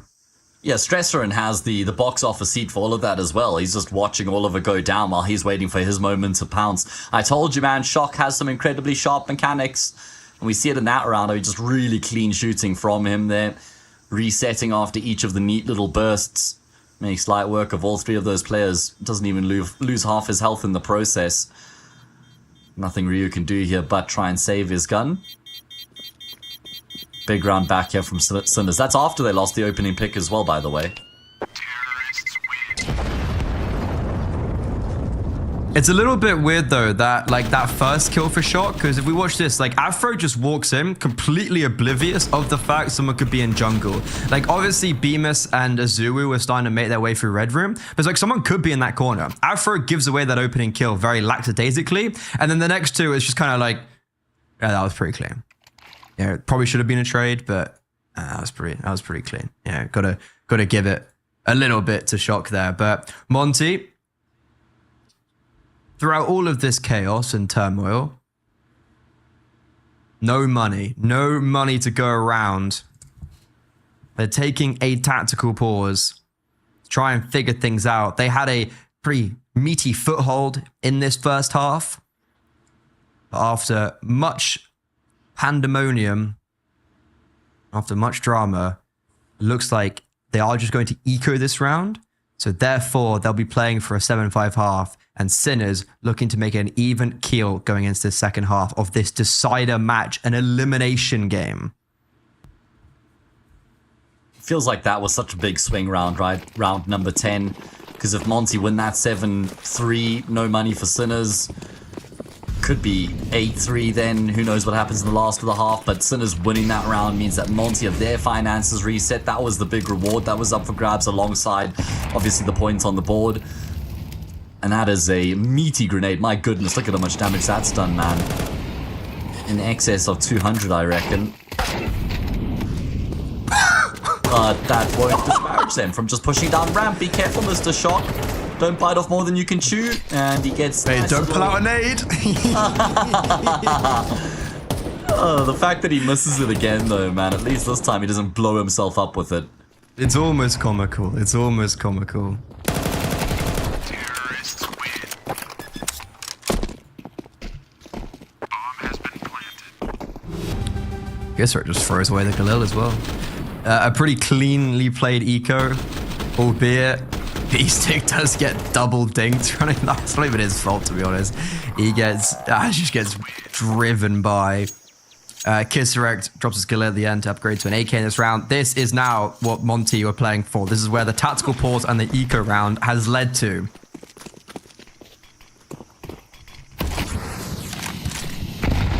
Well, let's see if we're going to have a leveled up scoreline here between these two teams, or whether Monte are going to be able to get themselves a little bit of breathing room going to the T side. Might be the former, at least at the back of that opening. Jewel B-Stick able to get a trade out there as Shock goes down. Keep that man advantage in play. It's not going to stop Monte from committing. Look at this, Ryu catching them as they look to try and go in towards A main. Unfortunately, Stressroom wasn't able to relay that information through to his teammates quickly enough. So much going on here in this round right now.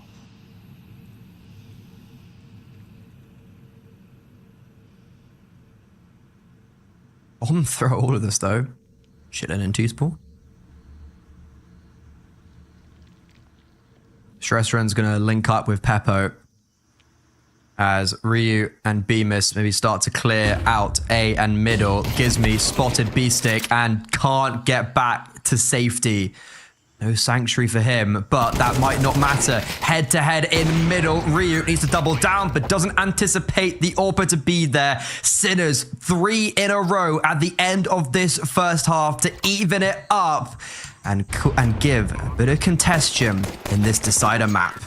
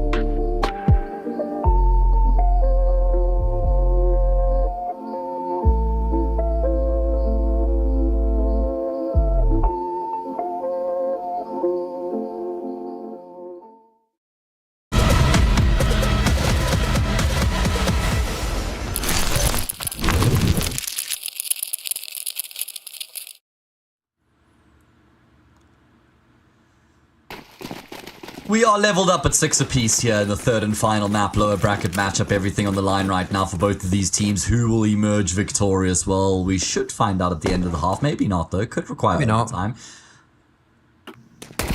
Oh, Stressor, and he has got the entirety of Monte on the other side of A main. Sees some presence, falls back, and calls for rotations, which are coming through quite rapidly. Deep donut smoke. CT as well smoked off. Stressorand, he does try and retreat, but he's forced in front of that smoke. A flashbang on Afro, if this lands correctly, could blind the whole CT side. But it doesn't look like that's actually going to be able to come out. Bemis, wonderful double. He's keeping this alive for Monte. The only reason this pistol round hasn't completely fallen over just yet. And even though there were numbers here for the CT side, the bomb's going to get planted, and Sinners have let this one slip massively. A lot of damage, bullets flying everywhere, but not many kills until Shock arrives on the scene. Remember, Hero, Zero, Hero. Is he going to stay to that standard? As the Lithuanian finds a third in this round. Shocked, caught between a rock and a hard place. Fair enough, fights himself out of one. Won't ever expect a second towards A main, and it doesn't matter anyways because it's run out of time. 19-6. He's having one of the most exciting games ever for all the right and wrong reasons. Yeah, I mean, obviously, just the one moment that we'll harp on about is that nade. Even that, though, I wouldn't say it's super egregious. It's more just comical. Well, that's the point. It is just really funny. Yeah, Monte opened up with a pistol, really well worked around from them, just pushing Stressor and further back. And then Bemus, the man that activates, just blow the door wide open on that A bomb side, get the advantage, and round just unattainable from there for Sinners. Now, got to get across the line against the Force Spy. If you do, 9-6 ripe for the taking. Not far from the finish line at that point if you're Monte.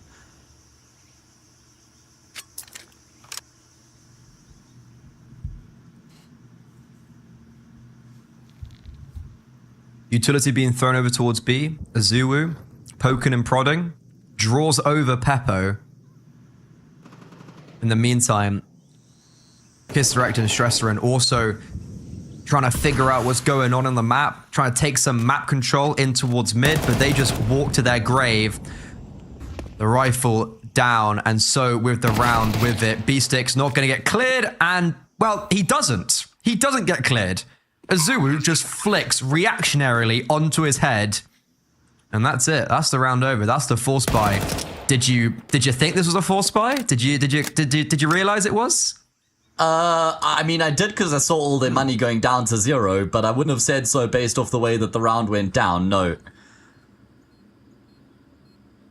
Monte making super light work of that Force Spy. Azuwu in particular had a big contribution in the first half, and he starts off splendidly here in the second half as well.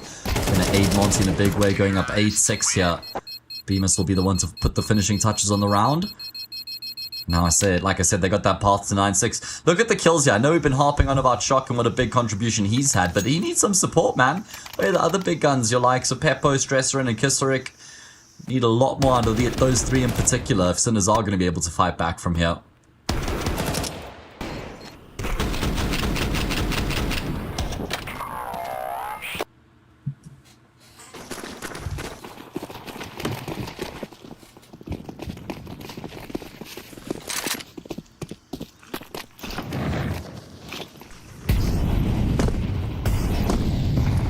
Full eco now coming out for the Sinner side.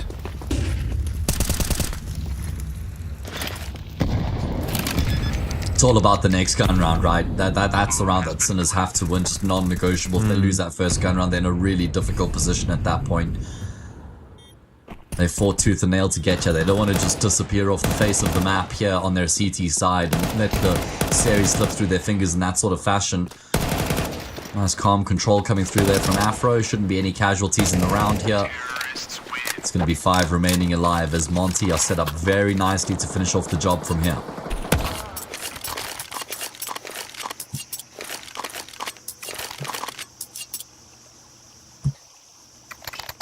I don't want to speak too early, but the Monte T sides have struggled. They've kind of always got to this stage and then really struggled once the rifles have come out. So I'm keeping still a question mark on this. an asterisk over this scoreline. Azuru, though, he's playing out of his mind. To be honest, there's no player as of now that I look at on Monte that I feel like is lacking. Afro not had the same success with the AWP on the CT side, but it is Ancient. You do got to give maybe a little bit of leeway there. This default for Monte, not really contested. And a missed smoke from Bemis. That was supposed to go towards Donut, which would have smoked off Kisrect and Stresserin, and they would have only had to worry about Peppo in window. And it's all falling apart this round. Why are they just peeking up middle? Yeah, that feels lazy, just taking a completely unnecessary risk. Gizmi tries to get info, pays with his life to figure out that there is an AWP in the round. That's about all he's been able to get from that. And now they're going to try and group up and see if they can find a way in towards this B bomb side. Peppo got a pretty good idea as to what's going on right now as well. Gonna have a quick rotation in towards B from here. Shock now realizes that there is presence on the doorstep.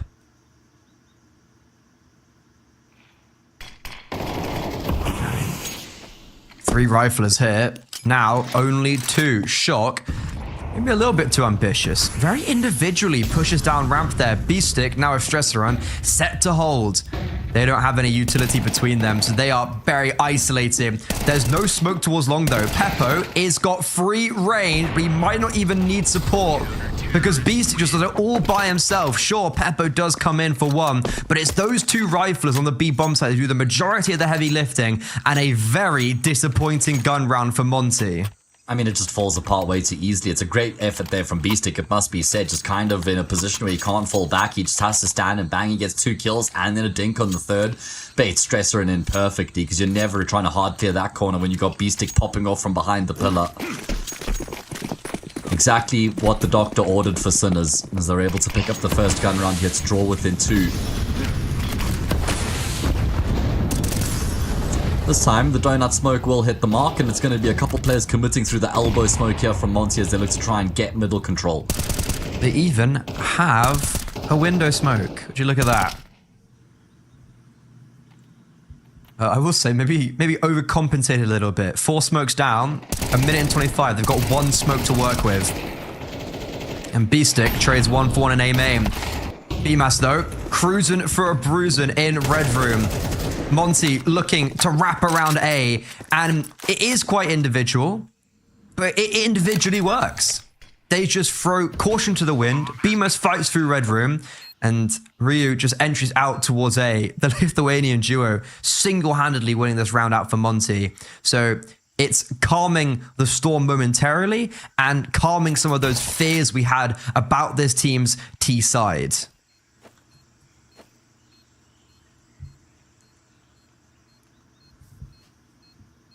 Yeah, it's just going to be a good round for them to get under the belt nice and early on here, right? Just a good boost of confidence for Monte. That's not going to be a similar sort of thing happening here compared to the T sides of both Mirage and Dust. Immediately back to winning ways, going to give Sinners something to worry about, because what does this do to them financially? Shock can drop a gun, Kisrick can afford one, Peppo too, but that's the last buy in the bank. If they lose a round that follows, it's going to be tickets.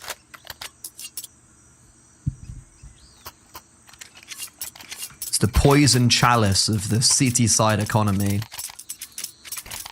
You're never safe, never comfortable. Oh, all things considered, pretty good purchase here in round 18. But maybe their last stand if they lose this round. Empino and B-Stick, but an AWP on Peppo and everyone else on primary rifles. A lot of mid utility being thrown in, but it goes both ways, and it actually comes out worse for wears for this CT side. Kisrek trades, and I'm actually not sure how. Pretty sure he was fully blind, so a little bit unlucky there for Bemis, as Azuu is just being a nuisance towards Cave.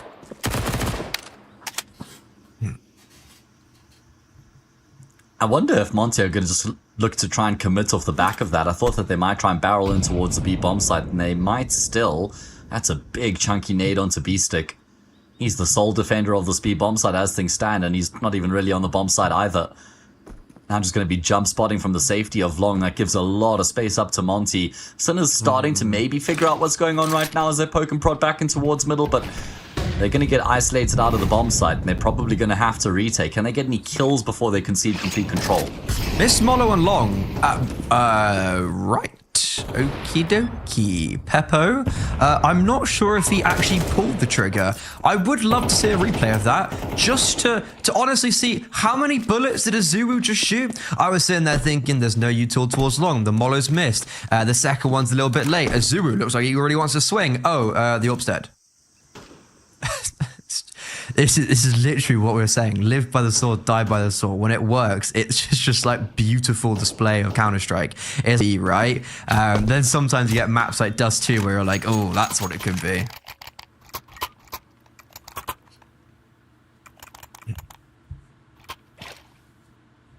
Because if Azuru misses that duel on Peppu, like that round all of a sudden becomes very scary.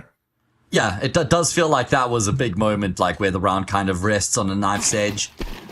But Azuru does as he has throughout the map so far, and that is be very reliable, a safe pair of hands. And 11-7, Monte now just 2 rounds away from sending Sinners packing here from Cup number 3 in ECL Season 50 EU. It's going to be the half investment now for Sinners, hoping that maybe they can get a bit of a reprieve winning with these somewhat upgraded weapons.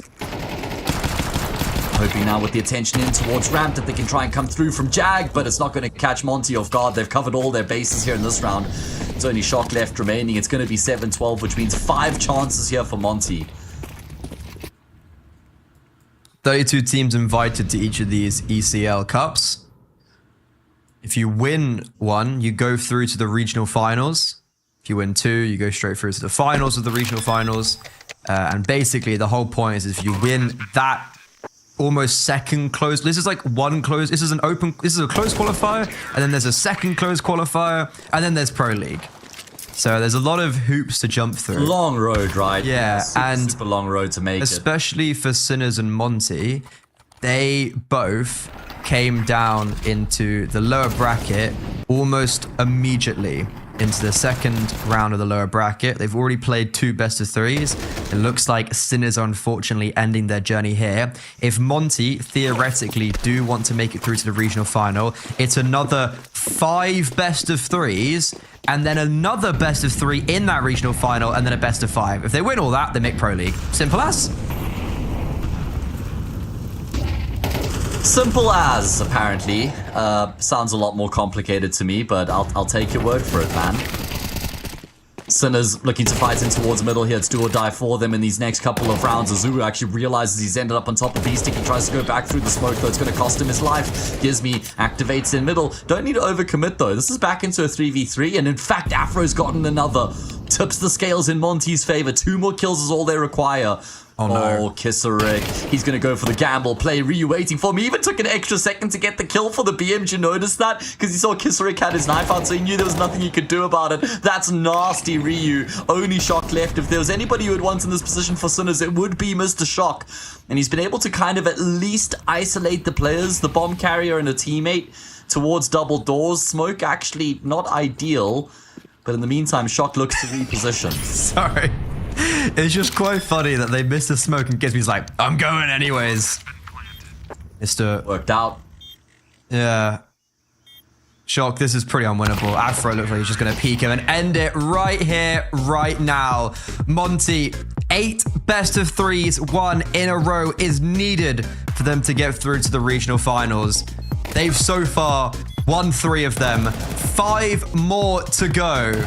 And their toughest opponent to date has been now eliminated. Sinners, they've had a great run of form in the last couple of days, winning LANs in their own region and also making other grand finals in tier 2 online events, facing up against some very heavy and hot competition. But right here, they bow out a lot earlier than they would have anticipated and wanted in the ESL Challenger League Season 50 Europe Cup 3.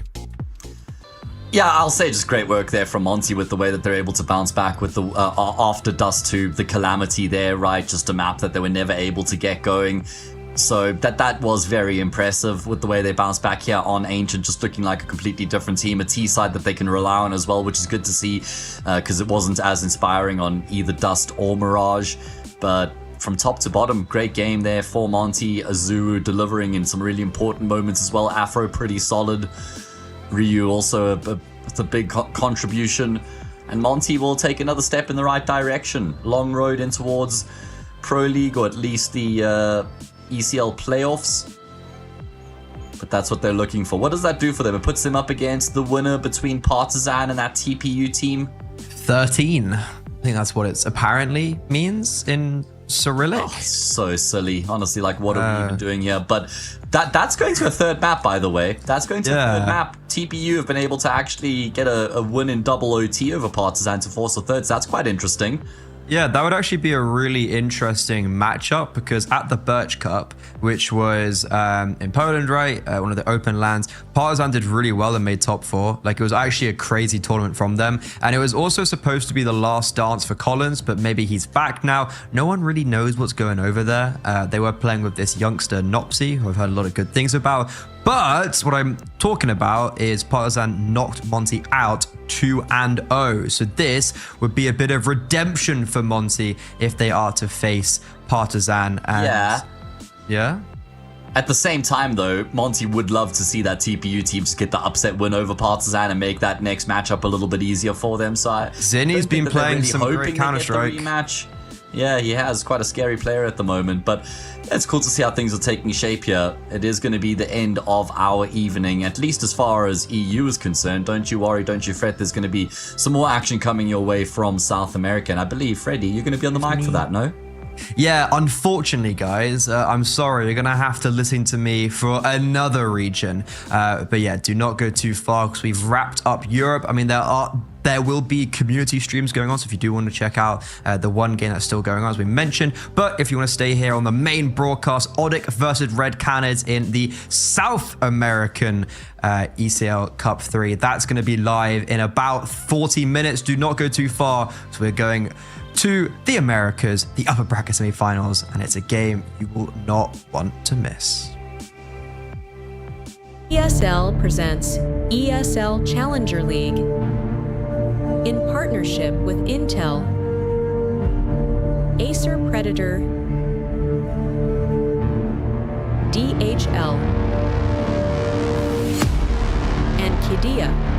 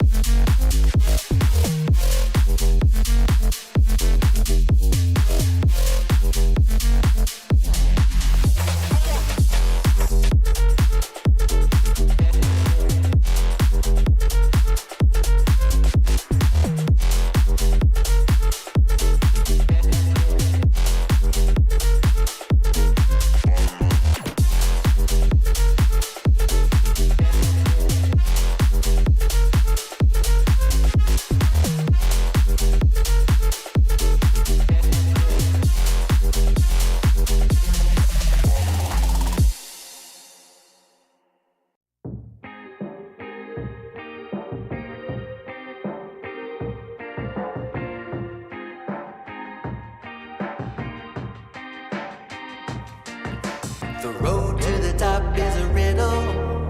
What will be my destiny? Money and fame are awaiting, but not enough is raining on me. Maybe I should give it all up. How much more can I take? Out here singing to the heavens. When I gonna get my break? I can run this town. Oh, I can run this town. Oh, I can run this town. Oh, I can run this town. How will I get out of the jungle? Everybody wanna stop me. 10 more steps up the mountain. Now everybody's looking for me. Spend my life in the desert till something changed inside of me. Now I'm flying over oceans. Everybody looking at me. I can run this town. Oh, I can run this town. Oh, I can run this town. Oh, I can run this town.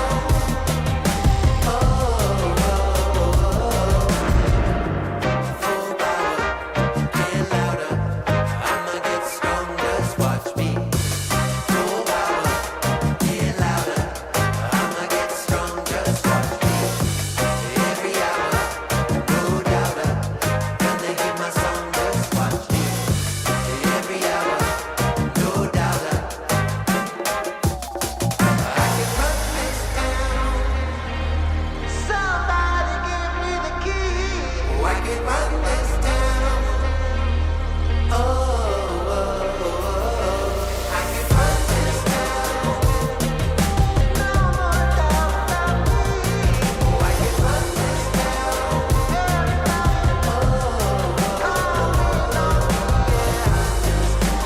Don't you know I got the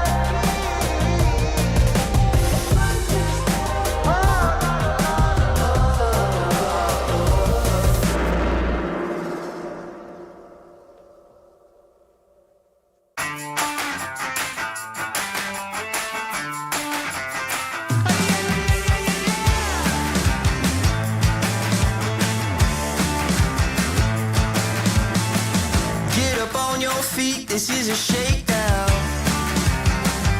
Order up that beat just like it's takeout. Show me you got soul inside those new shoes. And you can rock and roll with an attitude. So good, so fresh, just the way you like it. Just the way you like it. So good, so fresh. You're the new MC, you got the remix. Keep it on repeat, just let the beat kick. Everywhere you go, you bring the roof down. Everybody knows you got your own sound. So good, so fresh, just the way you like it. Just the way you like it. So good, so fresh. Yeah, you like it, the way you like it. Oh, yeah, you like it, the way you like it now. Yeah, you like it, the way you like it. Oh, so good, so fresh. Get up on your feet.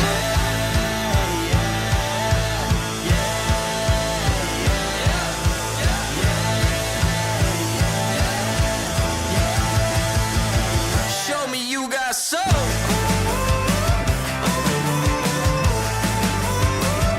Just the way you like it. So good, so fresh.